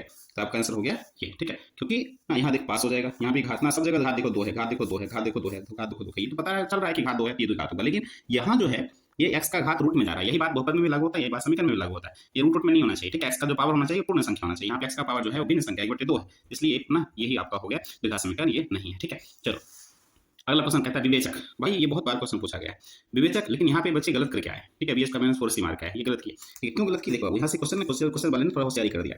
हाँ फॉर्मूला तो सही है कि b² - 4ac होता है, लेकिन अब यहाँ पे हमें क्या करना है, देखो बाबू ना, b की जगह पे यहाँ पे क्या दे रखा है, a दे रखा है, तो ये हो गया आपका क्या चीज, a² -4, a की जगह पे क्या दे रखा है b, और c की जगह पे क्या दे रखा है c, ये आपका हो गया a² - 4bc ना। तो देखो आपका आंसर ये हो गया।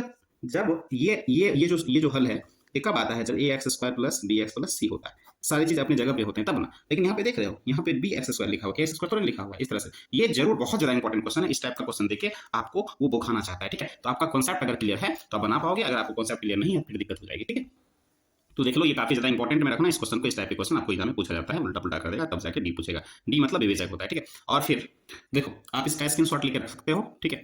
जब डी का मान क्या हो जाए प्लस में आए, प्लस का मतलब होता है 0 से बड़ा, ठीक है। तो भिन्न जो होगी वास्तविक और भिन्न होगी, ठीक है। और यहाँ से आप फॉर्मूला वो निकाल लेना, ठीक है। जब डी का मान 0 होगा तो मूल क्या होगा, वास्तविक के साथ समान होगा। जब डी का मान क्या हो जाएगा, 0 से छोटा हो जाएगा, ठीक है। डी का मान लेस देन छोटा हो ना, लेस देन हो जाएगा, ये देख लो। तो मूल वास्तविक नहीं होगा, अर्थात मूल का कोई अस्तित्व तो नहीं होगा। 10वीं में यही पढ़ना होता है। इसका स्क्रीनशॉट ले लो और इस शर्त में से देख लेना, 1-2 क्वेश्चन एग्जाम में जरूर आएंगे, ठीक है।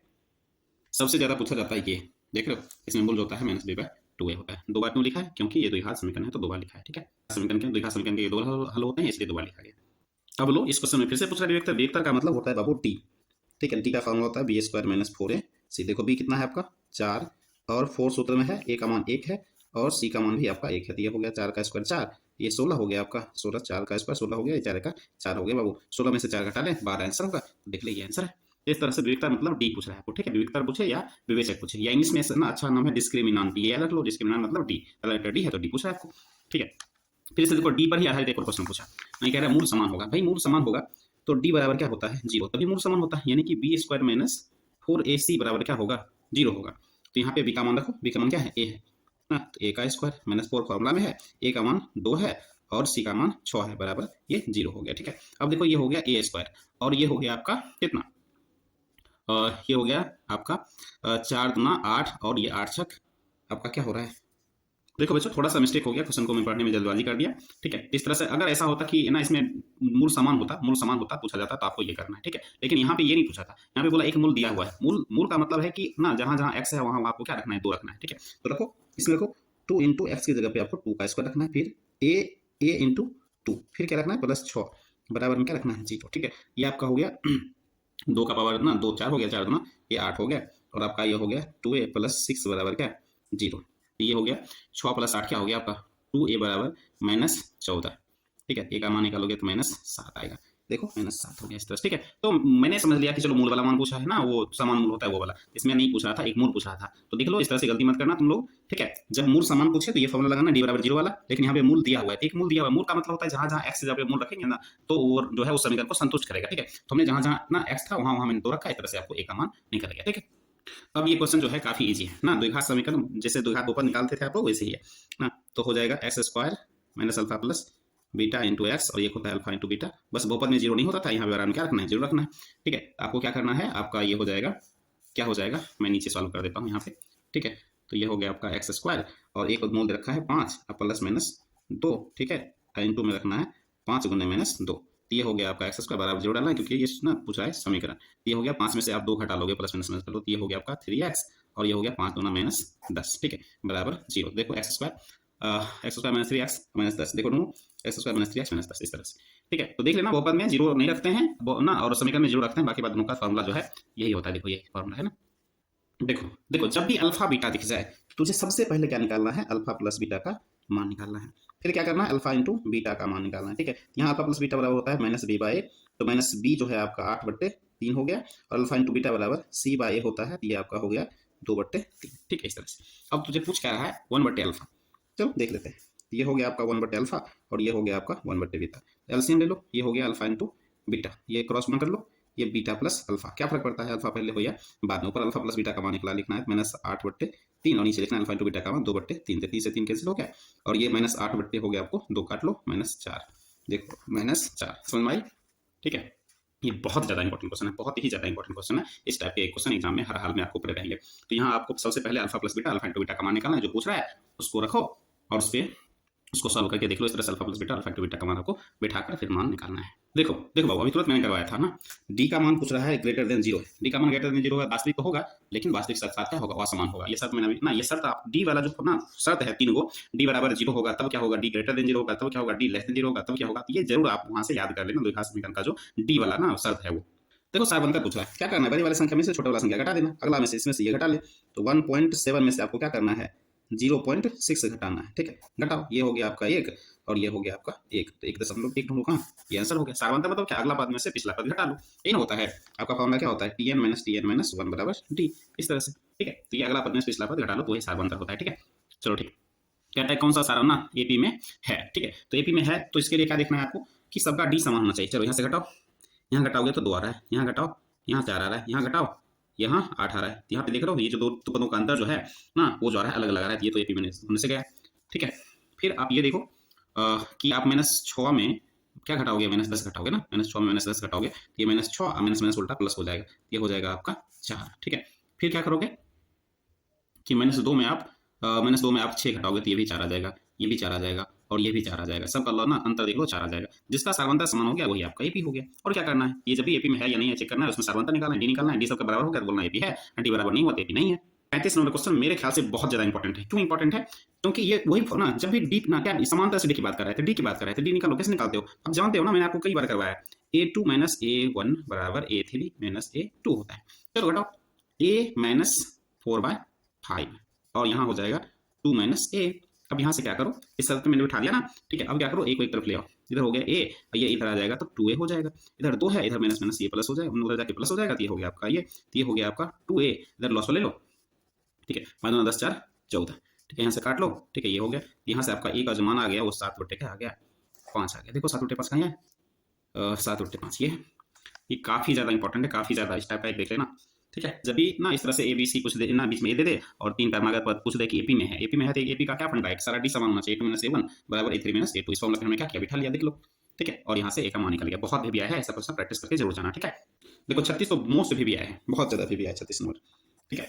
तो यहाँ पे पूछ रहा है ना, डी पूछ रहा है बाबूरे, ये आपका an बराबर दे रखा है 3n + 5। मैंने कई बार करवाया है और आपको मैं करवा रहा हूँ फिर से। a1 जहाँ जहाँ n है ना वहाँ 1 रखो, ठीक है। तो ये हो गया आपका 8। फिर क्या करो, जहाँ जहाँ a है ना, n है, वहाँ 2 रखो, तो ये 3 × 2 अब प्लस हो गया 5, तो ये हो गया 3 × 6 5 11। भाई बराबर में ना, तो डी कैसे निकालते हो, डी बराबर a2 - a1। a2 का मान आपने 11 निकाला और a1 का मान आपने 8 निकाला, तो देख लो घटाओ 5 हो गया। ये बहुत भी है, बहुत ही ज्यादा भी है बच्चों। ऐसा जब भी दिया रहेगा n का मान 1 और 2 रख के पहले a1 और a2 निकाल लो, फिर ना a2 में से a1 घटा दो, आपका डी निकल जाएगा, ठीक है। बहुत भी है, बहुत ही ज्यादा। 37 नंबर भी काफी ज्यादा इंपॉर्टेंट है। क्यों इंपॉर्टेंट है, देखो वो पूछ रहा है कौन सा पद, हमको पता ही नहीं कि कौन सा पद है। मान लेंगे nवां पद है, nवां पद। आप जानते हैं nवां पद को क्या लिखते हैं, an लिखते हैं, और n का मान आपको कितना हो गया 29, क्योंकि nवां पद है, ठीक है। और nवां पद का फॉर्मूला क्या होता है बताओ, चलो बताओ। तो ये हो जाएगा आपका a + n - 1 × d बराबर क्या हो जाएगा 29।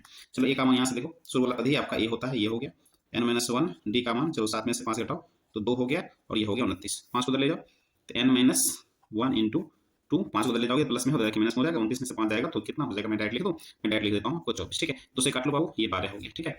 और यहाँ से आपको n का मान निकालोगे तो माइनस हो जाएगा, क्या हो जाएगा, प्लस हो जाएगा, तो 12 + 1 और ये हो जाएगा 13। तो कौन सा 13वां पद जो है वो आपका क्या है, 29 है, ठीक है। बहुत ज्यादा इंपॉर्टेंट है, क्योंकि ऐसा क्वेश्चन हमेशा 2 नंबर में पूछा जाता है और ये ऑब्जेक्टिव में घुसा दिया है, ठीक है। तो आपको इसी तरह से क्या करना है, nवां पद मान लेना है और उसी तरह से क्या करना है, nवां पद का फॉर्मूला लगाना है, ए और डी का मान दिया ना, यहाँ से निकाल लेना और रख लेना और nवां पद निकल जाएगा, ठीक है। जितना अगर n का मान पॉजिटिव आ गया ना, पूर्ण प्राकृतिक संख्या आ गया तो बोलना ये पद है, अगर ये नहीं आया तो बोलना ये इसका पद है ही नहीं, ठीक है। 13वां पद देखो, 13वां पद आपका आंसर ये हो गया। देखो ये जो क्वेश्चन है आपका, क्वेश्चन नंबर आपका, ठीक है, 38 है। ये पूछ रहा है 7वां पद है। भाई 7वां पद का मतलब T7 जो है वो आपको दे रखा है, 7वां पद जो है वो 4 है, ठीक है। और सार्वंतर जो है डी जो है वो आपका क्या है, -4। कुछ बात है, 7वां पद को क्या लिखते हो आप, 1 + a + 6d लिखते हो ना, याद है कुछ, एक कम डी लिखते हैं, 7 है तो 6d लिखते हैं। अब देख a का मान तो 1 हो गया, a हो गया और ये आपका 6 है और d का मान -4 है, बराबर 4 है, तो ये a हो गया और ये -24 हो गया, तो जाके क्या हो जाएगा, +24 हो जाएगा, 4 में जोड़ लो +24 तो ये हो गया आपका 28, ठीक है। तो देखो 28 आपका आंसर हो गया। समझ में आई बात, इजी है, ठीक है। इस टाइप का क्वेश्चन एपी से आता है और इजी है, ठीक है। चलो अब यहाँ से फिर से आ गया आपका, ठीक है। तो यहाँ से क्या करो, ऐसे क्वेश्चन को सॉल्व करने के लिए ये आपका a18 है बाबू, उधर लेके चले जाओ, ये हो जाएगा आपका a14 + 32, ठीक है। यहाँ से क्या करो आप, यहाँ से एक काम करो कि यहाँ पे ना आपको क्या निकालना है, डी निकालना है। ए पूछ रहा है डी, कोई बात नहीं, चलो एक काम करते हैं, ऐसा मत करो, इसमें ना मान रखो, ये हो गया a + 18 का मतलब हो गया आपका 17d, इधर हो गया a + आपको कितना, a + हो गया 14 है ना, तो 13d हो गया बराबर +32, ठीक है। इस तरह से हो गया, देखो a से a कैंसिल हो गया और 17 में से आपका कितना गया 13, 17 में से 13 गया तो 4d हो गया, 4d बराबर आपका 32 हो गया। तो d का मान निकालोगे 4 × 8 = 32, तो d का मान कितना आ गया, देखो 8 आ गया, d का मान पॉजिटिव में 8 आ गया, ठीक है। तो था ना इजी क्वेश्चन, कुछ नहीं था, बस ना मान रखना था, a18 का मान a + 17d, a14 का मान a + 13d, फिर इस तरह से कर लेना था, ठीक है। अब देखो Sn, आपको योग पूछ रहा है Sn बराबर फॉर्मूला क्या होता है, Sn बराबर फॉर्मूला होता है n/2 ना, a + an होता है, अगर आपको फॉर्मूला याद हो तो। चलो कोई नहीं, ठीक है। तो ये हो गया आपका n/2 और यहाँ पे आपको ए का मान देखो 1 है, 1 रख लो और लास्ट पल जो है वही आपका एन होता है, वो एन है। तो देखो आपका आंसर क्या हो गया, एन इंटू एन प्लस 1 बटा में 2। देखो एन इंटू एन प्लस 1 बटा में 2। ठीक है, समझ में आया? ठीक है, फॉर्मूला जो होता है आपका एन बराबर ए प्लस एन होता है और लास्ट पर ही एन कहलाता है, तो हमने फॉर्मूला पे बिठा दिया। ठीक है, और विषम संख्या, विषम विषम के लिए एसन क्या होता है, विषम के लिए एसन होता है आपका एन स्क्वायर। ठीक है, ये भी याद रखोगे। ठीक है, देखो विषम के लिए हमने बताया था एसन बराबर होता है, विषम विषम के लिए होता है, खास करके विषम के लिए होता है एन स्क्वायर। और आपको कितना संख्या दे रखा है 10, तो 10 का क्या कर लो बाबू, स्क्वायर कर लो। 10 का स्क्वायर हो गया आपका 100। ठीक है, तो आपका आंसर हो गया 100। और पूछता है 0 से 50 के बीच में विषम का क्या करें, योग बताएं। तो 0 से 50 के बीच में बाबू एन का मान जो होता है ना, टोटल जो विषम संख्या है 25 आता है। तो आपको क्या करना है, ऐसा निकालने के लिए 25 का क्या करना है, स्क्वायर कर देना है, तो आपका आ जाएगा 625। ठीक है, ये भी मैंने करवा दिया। इस टाइप के क्वेश्चन कई बार एग्जाम में पूछे गए। तो विषम के लिए एन का फॉर्मूला डायरेक्ट लगा दो एन स्क्वायर। ठीक है, जितना संख्या है उसी का स्क्वायर कर दो। ठीक है, कोई दिक्कत नहीं आएगी। चलो, अब यहाँ से जो क्वेश्चन पूछे जाते हैं एग्जाम में, पहली बात तो बाबू यहाँ पे जो मैं बात लिख रहा हूँ वो काफी इंपॉर्टेंट है। वाई अक्ष से दूरी, वाई अक्ष से दूरी कहलाता है एक्स निर्देशांक। क्या कहलाता है, एक्स निर्देशांक। इसी को हम लोग बोलते हैं क्या चीज, भुज। ठीक है, और उल्टा एक्स अक्ष से जो दूरी होगी बाबू वो कहलाएगा वाई निर्देशांक। अच्छा से याद रखना, यहाँ से क्वेश्चन जरूर आएंगे, और उसको बोलते हैं हम लोग कोटि। ठीक है, ये याद रखना आप, वाई एक्स से दूरी एक्स निर्देशांक कहलाता है, जिसको हम लोग भुज कहते हैं। ठीक है, ये हो गया। तो देखो शुरू वाला जो है ना, वास्तव में लिखा हुआ एक्स के प्लेस पे, लेकिन ये वाई एक्स से दूरी है। और ये जो है लिखा हुआ है भले वाई के प्लेस पे, उल्टा लेके चलना दिमाग में। ठीक है, लिखा भले है वाई की जगह पे, क्योंकि एक्स पहले लिखते हैं वाई बाद में लिखते हैं। ठीक है, लेकिन ये है एक्स अक्ष से दूरी। ठीक है, तो आपको पूछ रहा है वाई एक्स से दूरी, तो एक्स से दूरी एक्स वाला जगह पे होगा, यानी कि 7 होगा। ठीक है, चलो ये लिख लो आप। ठीक है, इसका स्क्रीनशॉट ले लो। ये तो नाइन्थ का क्वेश्चन है बच्चों। ठीक है, चतुर्थांश पूछ रहा है आपको। ठीक है, -3 ना, माइनस वाला देख लो, तृतीय चतुर्थांश में जाता है। ठीक है, तृतीय चतुर्थांश हो जाएगा, इसमें कोई दिक्कत नहीं होना चाहिए, आई होप। मूल बिंदु का निर्देशांक क्या होता है, 0 0। एक्स अक्ष से दूरी क्या कहलाता है, एक्स अक्ष से दूरी कोटि कहलाती है, वाई से दूरी क्या कहलाती है, भुज कहलाती है, याद रखोगे। ठीक है, और मूल बिंदु से दूरी हमेशा x square plus y square fix रखोगे। मूल बिंदु से दूरी पूछा जाता है x square plus y square, कुछ मत यही लिखना, x square plus y square root के अंदर रहना चाहिए, मूल बिंदु से दूरी हो गया। देखो ये काफी मस्त क्वेश्चन पूछा है, और मैं आपको मस्त तरीके से समझाऊंगा भी। चलो ध्यान दो बाबू रे, देख इस तरह से, ऐसा ये आपका एक्स अक्ष है, ये आपका वाई अक्ष है। एक बात बताओ, अगर वाई अक्ष पे कोई पॉइंट लिखते हो तो उसको क्या लिखते हो, 0, y लिखते हो। चलो ठीक है, और एक्स अक्ष पे कोई पॉइंट लिखते हो तो क्या लिखते हो, x, 0 लिखते हो ना। चलो बहुत अच्छा, यहाँ तक आपको समझ में आता है। एक बात बताओ, निर्देशांक जो लिखते हो क्या लिखते हो, x, y लिखते हो ना, लिखते हो ना, नहीं लिखते हो, लिखते हो x, y। बताओ यहाँ जो y एक्स पे ये बिंदु है रखा हुआ है, उसमें किसका मान 0 है, x का मान 0 है। y एक्स पे किसका मान 0 है, x का मान 0 है। इसका मतलब y एक्स पे जो x बराबर 0 हो गया। ठीक है, y एक्स पर x का निर्देशांक 0 होता है, यही है, यही हो गया y एक्स का समीकरण। और x एक्स पे किसका मान 0 रहता है बाबू, y का। x एक्स पे y निर्देशांक 0 होता है और y एक्स पे x निर्देशांक 0 होता है। इसका मतलब ये हो गया कि ये जो आपका x है इसका नाम है y बराबर 0, उल्टा लेके चलना, और ये y जो है उसका नाम है x बराबर 0, उल्टा लेके चलना। नहीं कुछ समझ में आए तो उल्टा लेके चलना। पूछ रहा है x का तो y बराबर 0 लिखो, पूछे y का तो x बराबर 0 लिख देना। ठीक है, तो ये x का समीकरण पूछ रहा है तो y बराबर 0 होगा। ठीक है, कोई दिक्कत। चलो मूल बिंदु से दूरी, भाई दोनों का स्क्वायर करके जोड़ ले। वही बताया था, मूल बिंदु से दूरी जो होती है ना वो x square plus y square होती है। ठीक है, अब यहाँ पे दे रखा है -6 स्क्वायर कर, और ये दे है 8 स्क्वायर करो। भाई 6 का स्क्वायर 36 हो गया, और 8 का स्क्वायर 64 हो गया। 36 64 को जोड़ोगे तो रूट अंडर आपको 100 आ जाएगा, और 100 का वर्गमूल क्या होता है 10। 10 इकाई देखो कहीं, ये हो गया आंसर। ठीक है, मूल बिंदु से दूरी 200% गारंटी है, क्वेश्चन आएगा ही आएगा, आता ही आता है। तो मूल बिंदु वाला क्वेश्चन मत छोड़ना। ठीक है, ये देखो इसमें क्या करना है ना, शुरू वाला में से शुरू वाला घटाना है। 10 - 7 का स्क्वायर, फिर 9 - 13, 9 - 13 का स्क्वायर। दूरी सूत्र से निकालते हो ना, दूरी रूट के अंदर रखना है आपको। ठीक है, तो 10 में से 7 गया तो बाबू 3 का स्क्वायर, और 9 में से क्या गया आपको, 9 में से 13 गया तो -4 का स्क्वायर। ठीक है, तो ये हो गया आपका 3 का स्क्वायर हो गया 9, और माइनस हो गया प्लस हो गया, फर्क पड़ता है, स्क्वायर होने के बाद प्लस हो जाता है, हो गया आपका 16। तो 9 + 16 हो गया आपका 25, और 25 का जो वर्गमूल आएगा 5 आ जाएगा। दूरी है तो इकाई हो गया, 5 इकाई ढूंढो, ये हो गया आपका आंसर। तो दूरी वाला तो 1 2 नंबर में पूछ लेता है, ऑब्जेक्टिव में तो पूछ लेता है।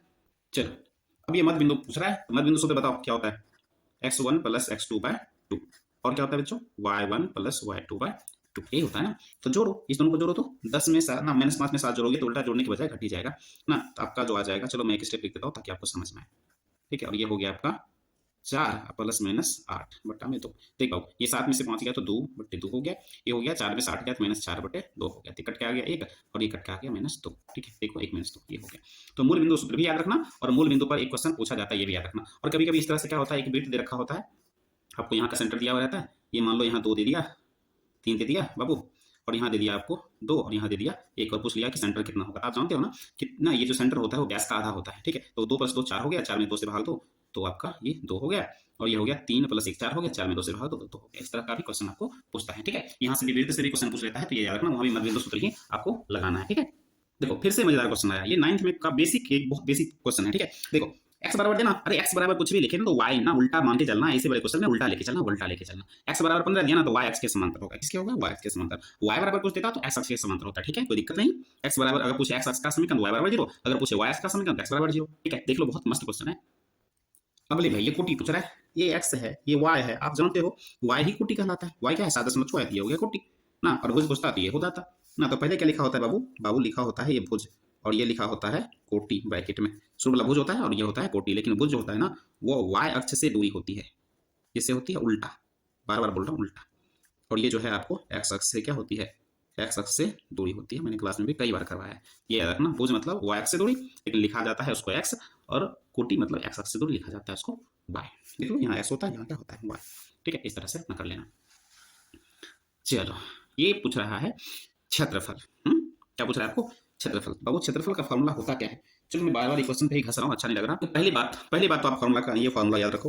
देखो यहाँ लिख लो x1, थोड़ा दो हटा के लिख लो x2, थोड़ा और दो हटा के लिख लो बाबू x3 ना। इसके सब के बाद ही ब्रैकेट खींचना है, एक ब्रैकेट खींच देना है इस तरह से। इन दोनों में y माइनस वाई अंदर डालना है, y माइनस वाई सीख लो कैसे लिखते हैं। और लिखना है 23 31 12, क्या लिखना है 23 31 12। यहाँ लिखना है 2 3, यहाँ पे लिखना है 3 1, यहाँ पे लिखना है 1 2, ठीक है 23 31 12। अब इस पे आप फॉर्मूला बैठा लो बाबू, ये आपका x1 है, ये आपका y1 है, ये आपका x2 है, ये आपका y2 है, ये आपका x3 है, ये आपका y3 है। इस फॉर्मूला पे बिठा लो, बिठाओ तो ये 1/2 हो गया। x1 का जो मान दे रखा है आपको वो कितना दे रखा है, देखो x1 का मान है आपका a, और अंदर में y2 आपका 0 है, और y3 जो है आपका वो b है, ठीक है। चलो ये हो गया।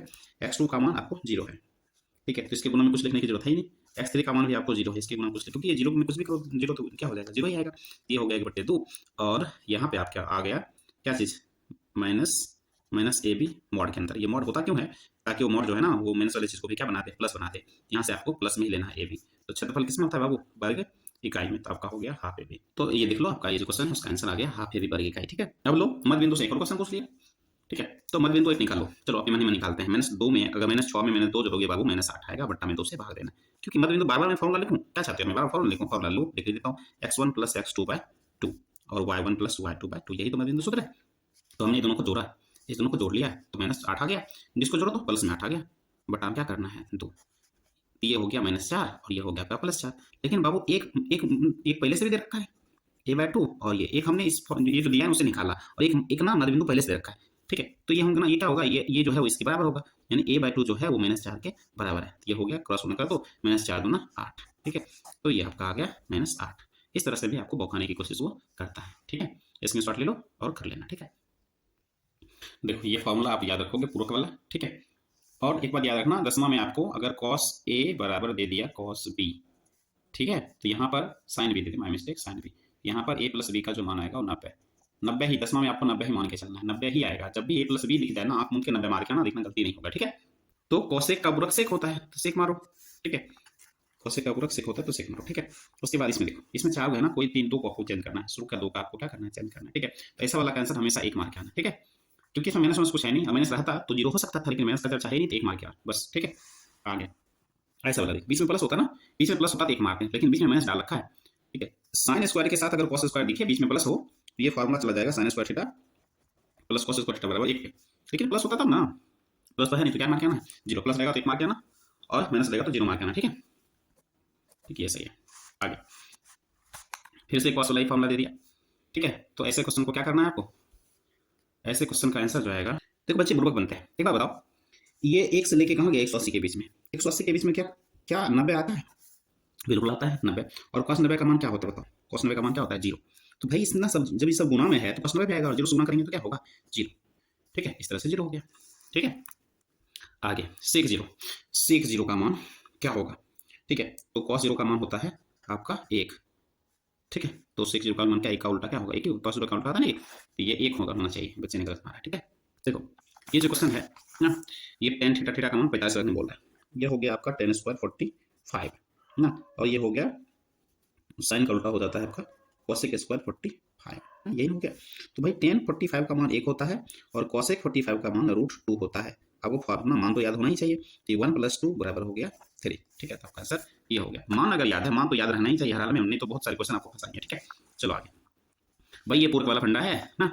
देख पहली बात तो 30 का पूरक 60 होता है, 30 का पूरक 60 होता है, 30 30 दूनो 60, 70 का पूरक 20 होता है। ठीक है, 10 का पूरक 80, यानी जोड़ के 90 होना चाहिए। पूरक मतलब यही होता है। तो अब बच्चे ना, आपको तो रुना चाहिए था ये वाला। देखो तो 30 का पूरक 60, जैसे ये दिख रहा है 30 का 60 दिख रहा है, ये 30 का 60 दिख रहा है ना। उसके बाद आपको क्या है, साइन का जो पूरक है, चलो मैं यहाँ लिख दूँ, यहाँ लिख देता हूँ। साइन थीटा का पूरक क्या है, कॉस 90 माइनस थीटा है। टेन थीटा का पूरक क्या है, कॉट 90 माइनस थीटा है। और एक है आपका सेक, सेक थीटा का है कोसेक 90 माइनस थीटा। तो यहाँ पे आपको क्या दिखा है, सब जगह तो साइन में दिख रहा है, तो साइन का पूरा कॉस होना चाहिए। साइन और कॉस वाला देखो, ये हो गया, यही आपका आंसर हो गया। ठीक है, आगे कह रहा है अल्फा बीटा दोनों सेम दे रखा है। भाई अल्फा बीटा सेम दे रखा है तो रखो ना, अल्फा का मान भी 60 रख दो, बीटा का मान भी 60 रख दो। इस तरह से हो गया, कॉस 60 में 60 गया तो 0, और कॉस 0 का मान क्या होता है, 1 होता है। तो आपका आंसर ये हो गया। ठीक है, देखो ये बुर्बक बना रहा था आपको। 1 माइनस साइन स्क्वायर बराबर क्या होता है, 1 माइनस साइन स्क्वायर बराबर होता है कॉस स्क्वायर, और यहाँ दे रखा है सेक स्क्वायर। ये आप जानते हो ना कि कॉस का उल्टा क्या होता है, कॉस का उल्टा सेक होता है, साइन का जो उल्टा होता है, ठीक है, वो कॉसेक होता है, और टेन का उल्टा क्या होता है, कॉट होता है। ठीक है, यहाँ पे साइन के इंटू में कॉसेक दिख रहा है, तो दोनों का ना आंसर क्या आएगा, एक। तो ये हो गया। तो उल्टा वाला भी तो आपको याद रहना चाहिए, कौन किसका उल्टा है और कौन किसका पूरक है। ठीक है बाबू, 10 45 का मान 1 होता है, तो 1 का स्क्वायर कर लो, 1 + 1 का स्क्वायर कर लो, ये हो गया 1, 1 का स्क्वायर 1 हो गया, नीचे 1 + 1 हो गया, ऊपर हो गया 0, नीचे हो गया तो 0 के बटा में कुछ भी लिख 0 आएगा। ठीक, तो आपका आंसर ये हो गया। ठीक है, 10 ये क्वेश्चन बहुत IMP है, कई बार परीक्षा में पूछा गया है। अब देखो ये क्वेश्चन बहुत उच्च वाला है। यहाँ से 2 को उधर ले जाओ, तो ये हो गया आपका साइन 2 थीटा बराबर √3/2। तो ये हो गया, लेफ्ट साइड में कुछ मत करो, राइट साइड जाओ। साइन में किसका मान √3/2 होता है, तो तुम लोगों को पता है कि साइन 60 का मान होता है। तो साइन से साइन हटाओ, 2 थीटा बराबर 60 है, तो काट दो, ये हो गया, थीटा का मान 30 हो गया। थीटा बराबर क्या हो गया, 30 डिग्री, तो ये हो गया 30 डिग्री। ठीक है, चलो आगे बढ़ते हैं। अब देख पहली बात तो तू जानता है कि 10 का उल्टा कॉट होता है। तो जब जो मान लिया 10 का मान x/y है और कॉट का मान y/x है, दोनों गुणा करेंगे क्या आएगा, एक आएगा ना। तो पता है ना 10 का उल्टा कॉट है तो एक ही आना है, जो जिसका उल्टा गुणा करेंगे तो एक आएगा। ठीक है, ये थीटा दे या ना दे, पैसा दे के तुमको बुखा रहा था, 10 × कॉट का मान एक होता है, इतना समझ में आना चाहिए। ठीक है, देखो ये जो क्वेश्चन 64 नंबर है, इस टाइप का क्वेश्चन 2 नंबर में पूछा जाता है, लेकिन फिलहाल चलो ये ऑब्जेक्टिव में दिया है, इसको सॉल्व करते हैं। देखो जब भी माइनस वाला को कभी मत चेंज करना, इसको चेंज करना है, सेक को कोसेक में चेंज कर लेंगे, पूरा वाला चेंज करना होता है। चलो इसको चेंज करते हैं, तो सेक लिखेंगे कोसेक 90 माइनस थीटा, थीटा की जगह पे 4a है तो 4a लिख ले। ठीक है, और राइट साइड में जैसे है ना वैसे कर, किसी एक को ही बदलते हैं, दोनों को हम नहीं बदलते। ठीक है, इस बात का ख्याल रहे। कोसेक से कोसेक हटा दो, तो ये हो गया 90, इस 4a को ले जा, और इधर से 10। अच्छा चलो एक स्टेप और लिख देता हूँ। ठीक है, इधर हो गया a - 10। एक काम करो, ठीक है, ए वाले की तरफ ले आओ, ये 90 -10 है, इधर आके +10 हो गया। ठीक है, इधर हो गया a है, इधर आके 4a जो है प्लस में आ गया 4a, इधर से हो गया आपको 90 में से 1 जोड़ 100 हो गया, इधर हो गया 4 1 5a, तो काट लो। ठीक है, 25 का 5 कितना बढ़ोगे, 20 बच्चे 100, ए का मान आ गया आपका 20 आ गया। इसी तरह से आपको सॉल्व करना है, क्योंकि हम जानते हैं कि सेक थीटा बराबर होता है कोसेक 90 माइनस थीटा, इसलिए हमने सेक थीटा का बदला लिखा ये। ठीक है, तो ये हो गया ए का मान 20, देखो 20 दिए है। इस टाइप का क्वेश्चन 2 नंबर में पूछा जाता है और ऑब्जेक्टिव में भी डाल सकता है, जैसा कि अभी आपको डाल रखा है। ठीक है, देख लिया ना आपने। चलो ये मैंने वाला लिखा, क्या हम एक मारे नहीं, एक मारेंगे तो गलत हो जाएगा। क्यों, क्योंकि साइन कॉस नहीं है यहाँ पे, सेक है ना। तो चलो इसमें से किसी एक को चेंज करो। ठीक है, सेक वाला जब भी दिखे ना बाबू, सेक वाला जब भी दिखे सेक वाला, तो एक मार के आना है। साइन और कॉस में ये बात नहीं है, साइन कॉस वाला भी 0 मारना है, लेकिन सेक, चलो फिर किसी एक को चेंज करो। ये दे रखा है आपका सेक स्क्वायर 10, और कॉट को हम चेंज करनी है 10 स्क्वायर में, और 80 का पूरा, कॉट का पूरा 10 और 80 का पूरा 10। तो देख ले, sec square minus 10 square theta का फॉर्मूला क्या होता है, एक होता है, याद आया आपको। Sec square theta minus 10 square theta का मान क्या होता है, एक होता है ना, ये फॉर्मूला तो वही वाला था। ठीक है, तो ये आपका एक हो गया। ठीक, अब देखो ये दे रखा है आपको। ठीक है, तो कोई बात नहीं, इसको हम सॉल्व करते हैं। फॉर्मूला क्या होता है, ये दिया ना, कॉट प्लस 10 का मान ये दे दिया। चलो कोई नहीं, a² + b² का फॉर्मूला क्या होता है, a + b का होल स्क्वायर माइनस 2ab होता है। ठीक है, तो देखो ये क्वेश्चन बहुत इजी था, लेकिन बच्चे भूख जाएंगे, कोई बात नहीं। a² + b² का ये फॉर्मूला होता है, रख दिया। अब देख 10 + कॉट का मान यहाँ से दे रखा है 5, यहाँ से क्या कर लो, 5 का स्क्वायर कर लो, ये 2 हो गया। एक बता 10 × कॉट का मान क्या होता है, 1, ये हो गया, ये 25 हो गया, 25 में से 2 घटा, तो ये हो गया आपका 23। अच्छा क्वेश्चन था, भी है क्वेश्चन था। ठीक है, तो आपका आंसर हो गया ये 23। ठीक है, आपका आंसर क्या आ गया, 23 आ गया। ठीक है, इस तरह से हम सॉल्व करते हैं। तो अब ये √2 बोल रहा है ना, पहले तो √2 जहाँ दिख जाए ना 45 ढूंढ पकड़ के, √2 जहाँ दिखे वहाँ 45 ढूंढ। ठीक है, और 45 में क्या होगा, सेक या कोसेक का ही मान होता है ना, सेक 45 और cos 45 का ही मान होता है √2। ठीक है, तो cos 45 ये हो गया। देखो यहाँ पे थोड़ा सा दिमाग लगाने वाली बात है, दोनों थीटा सेम है ना, और साइन और कॉस लिखा है। चलो कोई साइन 30 का जो मान होता है आपका, साइन 60 का जो मान होता है बाबू √3/2 होता है, मान रख ले। और कॉस 60 का जो मान होता है 1/2 होता है, ये भी रख ले। ये हो गया रूट खत्म, स्क्वायर खत्म, 3 और 2 का स्क्वायर हो गया 4, ये हो गया 1 और 2 4 हो गया ना, तो लॉस वाले ले 4, ऊपर में 3 में से 1 घटा तो हो गया 2, काट देगा तो 1/2 होगा, और ये आंसर हो गया। ठीक है, ये मान रखना था, कोई बड़ी बात नहीं थी, मान आप रख के कर सकते थे। ठीक है, चलो आगे ये कह रहा है ABC एक त्रिभुज है। चलो ABC एक त्रिभुज बनाओ। ठीक है, ABC आपने एक त्रिभुज बना लिया, उसमें A दिया 90 डिग्री। चलो यहाँ A रख लिया 90, ये मान लो B है और ये है C, जैसा जैसा बोलेगा वैसा करो। चलो AB जो दिया आपको वो दे दिया 6 मीटर। चलो ठीक है, AC जो दिया, ये वाला जो दिया, ये 2√3 दे दिया। ठीक है, तो पूछ रहा है कोण B का माप क्या होगा। चलो कोण B जो है वो हमको पता नहीं है कि क्या होगा, थीटा रख लिया। तो अब यहाँ से साइन थीटा चल लो, चलो साइन थीटा मत चलो, क्योंकि ये सामने वाला होगा P और बगल वाला होगा B। P और B में कौन सा मान, जो बच्चा हाइट एंड डिस्टेंस का अच्छा होगा समझ जाएगा। P और B पूछ रहा है, P और B दे रखा है, तो P और B में कौन सा मान होता है 10 का। तो चलो भाई 10 थीटा बराबर P/B। P आपका क्या है सामने वाला 2√3 और B जो है वो 6 है, तो काट ले बाबू, ये हो गया 3 ना, इसको काटेगा √3 को √3 बार पड़ेगा। ठीक है, तो ये आ गया 1/√3। अब बता 10 में किसका मान 1/√3 होता है, तो 10 में 1/√3 होता है 30 का, यही आपका आंसर हो गया। ठीक है, बस समझ में आई, अच्छा क्वेश्चन है। ठीक है, हाइट एंड डिस्टेंस जैसा था, तो आपका थीटा हो गया 30 डिग्री। ठीक है, अब देखो ये क्वेश्चन बहुत अच्छा है, मेरे ख्याल से ये क्वेश्चन बहुत ही ज़्यादा अच्छा है। क्यों ज़्यादा अच्छा है, तो देखो स्तंभ की छाया की लंबाई ना, चलो मान लो बाबू ये स्तंभ है ना, और ये उसकी छाया है, पता नहीं है कि कितना है। ठीक है, और देखो उन्नयन कोण आपको दे रखा है 60 डिग्री, और ये है आपका छाया और ये है स्तंभ। ठीक है, तो यही एच ही पूछ रहा होगा मेरे ख्याल से, स्तंभ की लंबाई पूछ रहा है या एच पूछ रहा है, यही पूछ रहा है।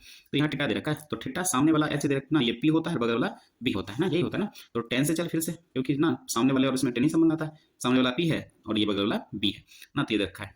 ठीक है, छाया दे रखा है, तो ये सामने वाला एच हो गया बाबू, और बगल वाला आपका जो नीचे वाला है वो छाया है, छाया का लंबाई दे रखा है 2√3 दे रखा है। ठीक है, और 10 60 का मान क्या होता है √3, और यहाँ h आपको क्या है 2√3 है, तो इसको गुना कर ले, कैसे गुना कर, h बराबर आपको क्या हो जाएगा, ये 2 तो 2 ही रह गया, √3 से गुना हो गया तो √9 हो गया, और ये आ गया 2 और 9 का वर्गमूल 3 हो गया, तो ये हो गया 3 दूना 6। देखो 6 है, इस तरह से बनाना था, बेफालतू में बच्चे गलत करके आए हैं। ठीक है, आराम से देखो, यह स्तंभ है जिसकी ऊंचाई हमें नहीं पता, लेकिन छाया जो है नीचे वाला दिया है, छाया की ऊंचाई पता है, लंबाई पता है, सामने वाला पी दे रखा है, बगल वाला बी दे रखा है 10, ये थीटा भी तुमको दे रखा है भाई, सामने वाला बी वाला ना बगल वाले में कौन सा मान रहा है 10 का फॉर्मूला लगाओ। अब देखो समरूप त्रिभुज का ना क्या क्षेत्रफल दिया, देख भाई जब भुजा पूछेगा ना तो चीजों को क्या करना, रूट में कर देना, और जब क्षेत्रफल पूछेगा ना, ए अनुपात मान लो बी दे रखा है, तो जब क्षेत्रफल पूछेगा ना तो ए अनुपात बी का क्या करना, स्क्वायर कर देना। अब ये जहां भी आए क्षेत्रफल, जहां देखिए ये दो चीज दो तरीके से पूछा जाता है, एक पूछा जाता है आपको कहाँ, एक पूछा जाता है आपको वृत्त में, वृत्त का क्षेत्रफल, और ना त्रिज्या दे रखा होता है वृत्त का क्षेत्रफल, क्षेत्रफल जहां दिखे स्क्वायर करना, और भुजा या त्रिज्या, मैं यहाँ पे लिख देता हूँ त्रिज्या या ना, ये या का चिन्ह बटा में समझ लेना, त्रिज्या या भुजा पूछेगा तो अनुपात कर देना, रूट में कर देना, और क्षेत्रफल पूछेगा तो स्क्वायर कर देना। अब बताओ यहाँ पे तुमको क्या पूछा है, भुजा पूछा है, रूट करो, ये रूट अंडर 25 और ये रूट 64, तो 25 का वर्गमूल 5 और 64 का वर्गमूल 8, तो देखो आपका आंसर 5:8। ठीक है, बस समझ में आई, जब भी भुजा पूछेगा तो रूट कर देना, या त्रिज्या पूछे तो रूट कर देना। ठीक है, और क्षेत्रफल पूछे तो स्क्वायर कर देना। क्षेत्रफल मतलब क्या होता है, क्षेत्रफल का मात्रा का स्क्वायर होता है ना, वर्ग होता है तो वर्ग कर देना। ठीक है, चलो ये अब ये बोल रहा है आपको कि त्रिभुज ABC में AB जो है, चलो बनाओ एक त्रिभुज ABC, ठीक है, और उसमें जो है कह रहा है कि कोण A का अदरक, यानी कि अदरक, ये हो गया अदरक जो बराबर 2 भाग में क्या करता है, बांटता है। ठीक है, इसका मान कुछ हम रख ले। ठीक है, तो बोला है BD अनुपात DC, अच्छा इसको D नाम दिया है, चलो कोई नहीं, BD अनुपात DC। ठीक है, ये दे दिया, AB जो दिया है ये 6 है, और AC जो है वो 8 है। ठीक, तो बच्चों थोड़ा टाइम ज़्यादा हो गया है, रात के 1 बज रहे हैं लगभग। ठीक है, तो टाइम लग रहा है, इसे क्वेश्चन को मैं छोड़ देता हूँ, बाद में ना आप मैसेज कर देना। ठीक है, टेलीग्राम का लिंक दे दूंगा, मैं इसको बता दूंगा। ठीक है, थोड़ा टाइम लग रहा है और मैं अगला क्वेश्चन नहीं करवा पाऊंगा, 100 क्वेश्चन तक पहुंचना है, और क्वेश्चन भी 72 ही हुआ है, इसलिए मैं इसमें ना थोड़ा आगे बढ़ जाता हूँ। ठीक है, कोई बड़ी बात नहीं, कर सकते हो। ठीक है, मैं भी ना कर सकता हूँ, लेकिन थोड़ा टाइम ज़्यादा लगा है, इसलिए आगे बढ़ जाता हूँ। थोड़ा दूसरा क्वेश्चन को देख लेता हूँ जो काफ़ी इंपॉर्टेंट है। अब चूंकि एग्जाम में आप ना आपके पास ऑप्शन है, आपको कुछ क्वेश्चन को स्किप कर सकते हैं, कोई दिक्कत नहीं है ना। चलो ठीक, अब बोलता है वृत्त पर स्थित किसी बिंदु पर वृत्त की स्पर्श रेखा खींची जाने वाली ना कितना कोण बनाती है। अरे भाई ये तो थ्योरम ही है, स्पर्श रेखा खींचा गया तो त्रिज्या पर जो होता है वो 90 डिग्री का एंगल बनाता है। स्पर्श रेखा त्रिज्या पर लंब होती है, तो थ्योरम ही मैंने बताया आपको, स्पर्श रेखा त्रिज्या पर क्या होती है, लंब होती है। स्पर्श रेखा ठीक है, किस बिंदु पर से त्रिज्या त्रिज्या बोला ना, और स्पर्शरेखा स्पर्शरेखा त्रिज्या पर लंब होती है, लंब मतलब 90 डिग्री होती है ना, ये थ्योरम ही पूछ लिया था आपको। ठीक है, स्पर्शरेखा त्रिज्या पर लंब होती है, ये थ्योरम ही तो पूछा था आपको। ठीक है, उसके बाद ऐसा देता है, ऐसा पूछता है आपको। ठीक है, ये दे देगा आपको 110 डिग्री और ये पूछेगा, तो आपको पता है ना। ठीक है, ये दोनों 180 होता है, ये बच जाएगा आपको 70। इस टाइप का भी क्वेश्चन पूछा जाता है, तो याद रखना। ठीक है, उसके बाद यहाँ से एक और बात याद रखना, इस तरह से दे देगा आपको। ठीक है, इस तरह से। ठीक है, यहाँ पे 90 डिग्री होगा, इस तरह से ये दे देगा आपको, ये दे देगा 5, ये दे देगा 4, ये दे देगा 3 ना। यहाँ से आपको पाइथागोरस प्रमेय पे निकाल देना। ठीक है, मैंने क्लास में भी कई बार इसका जिक्र किया है। देखो, ये तो बच्चों वाला काम हो गया। ये भी एक थ्योरम ही है कि बाह्य बिंदु से वृत्त पर खींची गई स्पर्शरेखा की लंबाई क्या होती है, समान होती है। और ये एक स्पर्शरेखा की लंबाई दे रखा है, बताओ दूसरी की क्या होगी, समान होती है तो 10 ही होगी ना। ये कोई बात हुआ, ये तो ना बिल्कुल बुर्बक बनाने वाला क्वेश्चन हो गया ना। ये थ्योरम जिसको पता है ना बाबू, उसको कोई दिक्कत नहीं होगा, थ्योरम नहीं पता है तो दिक्कत होगा। देखो, ये जो क्वेश्चन कह रहा है कि वृत्त को दो अलग अलग बिंदु, देखो ये वृत्त है, दो अलग अलग बिंदु पर छेद ना, ये कह रहा है कि दो अलग अलग बिंदु पे क्या कर रहा है, इस तरह से काट रहा है। ये नहीं बोला कि दो अलग बिंदु को मिला रहा है, मिलाने वाला नहीं बोला, प्रतिच्छेद करने वाला बोला। तो ये हो जाएगा छेदक रेखा, क्या हो जाएगा, छेदक। लेकिन यही क्या होता, अंदर ही रह जाता बाबू, अंदर ही रह जाता तो ये जीवा होता, क्या होता है, जीवा। और यहाँ से एक बात और कर क्लियर कर लो कि वृत्त की जो ना बहुत सारी जीवाएं होती है, और सबसे बड़ी जो जीवा होती है वही क्या होती है, व्यास। याद रखना, वृत्त की सबसे बड़ी जीवा व्यास होती है। और वृत्त को केवल एक बिंदु से छूकर जाने वाली रेखा क्या कहलाती है, स्पर्श रेखा, जो त्रिज्या पर क्या होती है, लंब होती है। चलो ठीक है, ये सारी बातें याद रखना मन में। ठीक है, चलो देखो, अब ये क्वेश्चन बच्चा वाला क्वेश्चन, देखो इसमें कर्ण कौन है, ये है। क्यों, क्योंकि ये अकेला अकेला वाला कर्ण होता है, इसमें से ए बी सी होता है, इसमें से कौन सा कोण गायब है, ए बी सी में बी गायब है, ए सी है बी गायब है, तो कोण बी जो होगा वही आपका 90 डिग्री होगा इस ऐसे क्वेश्चन में। ठीक है, समझा। अगर मैं कह दूं कि ए बी स्क्वायर बराबर बी सी स्क्वायर प्लस ए सी स्क्वायर, इसमें देखो ये है ना अकेला, इसमें कौन सा कोण गायब है, सी ए बी, सी में ए बी तो है लेकिन सी गायब है, तो अंदर सी बराबर क्या हो जाएगा, 0। इस तरह से समझ में आया, अकेला जो होगा उसमें देख लेना कि कौन सा गायब है, वही आपका आंसर होगा। ठीक है, ये क्वेश्चन जो है देखो, ये थेल्स प्रमेय का एप्लीकेशन है ऑब्जेक्टिव का। तो देखो वो है क्या, ए डी बट्टे डी भी दे रखा है आपको 4/7। तो एक काम करो, इसमें ना +1 जोड़ लो, A D by D B में 1 जोड़ो दोनों तरफ, तो 4/7 में भी 1 जोड़ लो, तो ये जो आपको आ जाएगा ऊपर में आ जाएगा A D plus D B बट्टा में आ जाएगा डी बी। ऊपर में हो गया आपका, फिगर बना देता हूँ ज़्यादा समझ में आएगा, A D E B C, A D plus D B आपका हो जाएगा ए बी बट्टा डी बी, इधर हो जाएगा आपको 7/4 बटा में 7। चलो तब यहाँ से देख लो आप, यहाँ पे हो जाएगा ना ए सी बाय ए ना। चलो ठीक है, अब यहाँ पे क्या हो जाएगा आपको, पूछ क्या रहा है, ए पूछ रहा है, चलो ठीक है। तो ये हो गया आपका ए सी बाय, इधर दे दो, देखो ए बी बाय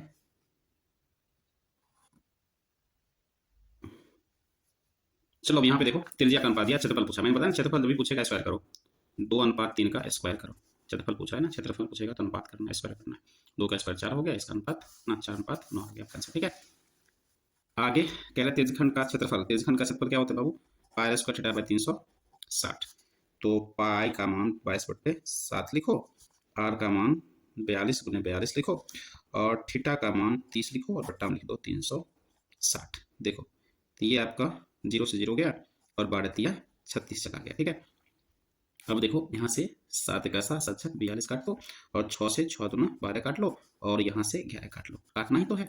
अब आपको 42 को गुना करना है 2 से, तो भाई 42 को 11 से गुना करने के बाद 42 को 11 से गुना करना है, तो 2 लिख दो और बीच में जोड़ के लिख दो। तो देखो आपका ये हो गया, कुछ नहीं है, आपको फॉर्मुला पता होना चाहिए, फॉर्मुला पे मान रख लेना और फिर सॉल्व कर लेना। अब देखो ये व्यास दे रहा है ना, व्यास दे रहा है बाबू, डी दे दिया 12, तो आर क्या होगा, आर होगा 6, क्योंकि आर बराबर डी बाय 2 होता है ना। ये आ गया, आयतन क्या होता है, गोले का आयतन होता है 4/3 पाई आर, क्या होती है 4/3 हो गया, पाई का मान 22/7, और आर जो है आपका 6 × 6 × 6, 3 से काट दो, ये हो गया। ठीक है, अभी सबको गुना करके जो आएगा वो लिख देना। ठीक है, पाई का मान तो रखना भी नहीं है, पाई तो यहाँ पे है ही सब के आंसर में। ठीक है, तो ये हो गया 4 2 का 16, नहीं 6 6 36, 36 को करके कितना 4 से गुना कर ले, 36, 4 ना 4 6 24, यानी 4 वाला आपको आंसर ढूंढना है, उसमें पाई भी लगा होना चाहिए, लास्ट में 4 ढूंढो और पाई लगा होना चाहिए, ये आंसर हो गया। ठीक है, देखो इसमें मादी का क्या पूछ रहा है, गोले का संपूर्ण क्षेत्रफल, गोले का संपूर्ण अर्धगोले का संपूर्ण क्षेत्रफल होता है 3 पाई स्क्वायर होता है। ठीक है, फॉर्मूला याद रखना, सी से होता है 2 पाई स्क्वायर, और ये मादी का पूछ रहा है, पहले गिन लो 1 2 3 4 5 6 7 8, 8 दिया है, तो पहले तो इसको घटते क्रम से जाना पड़ेगा आपको। ठीक है, ये 3 है, 3 के बाद 5 है, 5 के बाद 6 है, 6 के बाद 7 है, 7 के बाद 8 है, 8 के बाद 9 है, 9 के बाद 10 है, 10 के बाद 12 है, 1 2 3 4 5 6 7 8। ठीक है, तो 8 का आधा, चौथा पकड़ो, चौथा ये हो गया, 8 7 15/2 सही करा है बच्चों ने। ठीक है, जब भी सम संख्या हो तो आपको क्या करना है, बीच वाला और उसके बाद वाले को जोड़ के भाग देना है। और यही मान लो 12 नहीं होता, सपोज करो 12 नहीं होता, तब क्या करते हैं, 20 वाला पकड़ते हैं, ये नहीं है ना, तो सबसे बीच में कौन आ रहा है, इधर तीनों हटा दो, इधर तीनों हटा दो, आपका आंसर 7 हो जाता है। ठीक है, ठीक, इस टाइप।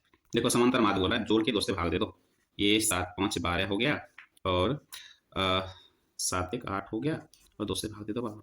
ठीक है, तो आपको हो गया समांतर माध्य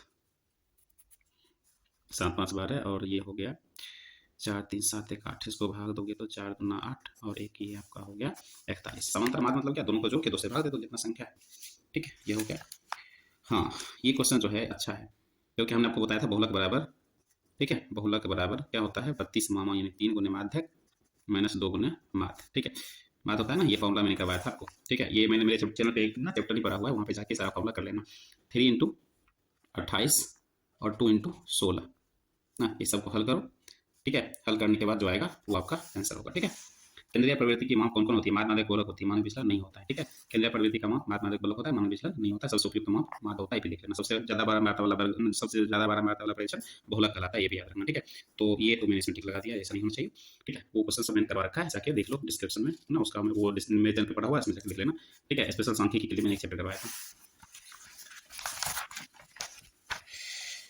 बोला किसी घटना की प्रायिकता का अधिकतम मान 1 तक जा सकता है। ठीक है, अधिकतम मान क्या कहाँ तक जा सकता है, 1 तक जा सकता है। ठीक है, 2 सिक्कों को उछालने के बाद, भाई 2 सिक्का उछाला जाएगा, 2 पर 2 कर दे तो ये 4, तो ना 4 है आंसर। ठीक है, इस टाइप का एक क्वेश्चन हर हाल में एग्जाम में आता है, इस टाइप का। ठीक है, तो आपको क्या करना है, आपको पता है ना, पीई प्लस पीई नहीं बराबर क्या होता है 1, तो 1 में से इसको घटा दो, 1 में से घटाओ 0.07, ये हो जाएगा, ये हो जाएगा आपका आंसर घटा लो। ठीक है, असंभव घटना की प्रायिकता 0 होती है, संभव घटना की प्रायिकता संभव लिखा या निश्चित लिख दिया, निश्चित तो 1 होगी, और असंभव लिख दिया, असंभव या अनिश्चित लिख दिया ना, अनिश्चित। ठीक है, तो क्या मारना है, 0। संभव बोलेगा तो 1 मारना है, असंभव मारेगा बोलेगा तो 0 लिखना है। ठीक है, देखो ये क्वेश्चन गारंटी है, इस टाइप का एक क्वेश्चन आएगा ही आएगा बहुलक वाला। तो देखो सबसे ज्यादा बार इसमें क्या आया है, 9 जो आया है, 1 2 3 बार आया है, और तो 9 ही है जो सबसे ज्यादा बार आया है। ठीक है, तो ये आपका आंसर हो गया। ठीक है,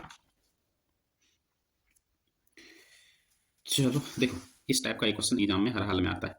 यहाँ प्रथम 10 दे दिया है।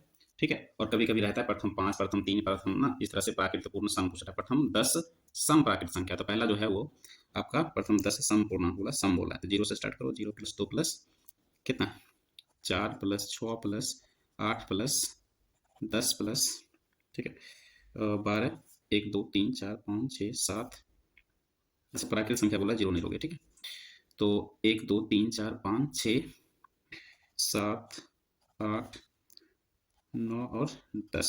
ठीक है, अब बट्टा में क्या करना है, 10 से भाग भी देना। 1 2 3 4 5 6 7 8 9 10। ठीक है, सबको जोड़ो और 10 से क्या करो, भाग दे दो। ठीक है, तो देखो ये हो गया 6, 6 में 6 जोड़ोगे तो 12 हो गया, 12 में 8 जोड़ दो 20 हो गया, 20 में 10 जोड़ो 30 हो गया, 30 में जोड़ो कितना 12, तो 42 हो गया, 42 में जोड़ लो आप 14, 42 में जोड़ लो 14, 56 हो गया, 56 में जोड़ लो आप कितना, 56 में जोड़ लो 16। ठीक है, तो ये हो गया आपका 72, 72 में जोड़ लो 18, 72 में जोड़ोगे 18 तो 8 हो गया 80, 80 10 90, 90 में जोड़ लो 20, 110 हो गया। ठीक है, 110 आ गया आपका जोड़ के, और उसमें क्या कर लो 10 से भाग दो, 0 0 कट गया, तो आपका आंसर हो गया 11। ठीक है, तो इस टाइप के क्वेश्चन आपको एग्जाम में पूछे जाते हैं। अच्छा, ये अर्धगोला का था, फॉर्मूला सबसे तुम्हें टिका देखे ना बाबू। ठीक है, उसके बाद ये क्वेश्चन देखो ना, ऐसा जब भी देखे ना आराम से 1 मार्क के। ठीक है, ऐसा वाला जब भी अनुपात वाला देखे 1 मार्क। ठीक है, उसके बाद घनाभ का जो आयतन होता है वो LBH होता है, L × B × H होता है, तो X Y और Z हो जाएगा, X Y Z हो जाएगा। ठीक है, थैंक यू बच्चों, थैंक यू फॉर वाचिंग, आप अच्छे से देख के जाना। ठीक है, यहाँ से काफ़ी ज़्यादा ना आपको एग्जाम में हेल्प मिलेगा। ठीक है, बेस्ट ऑफ लक, आपका एग्जाम अच्छा जाए, माता रानी की कृपा से।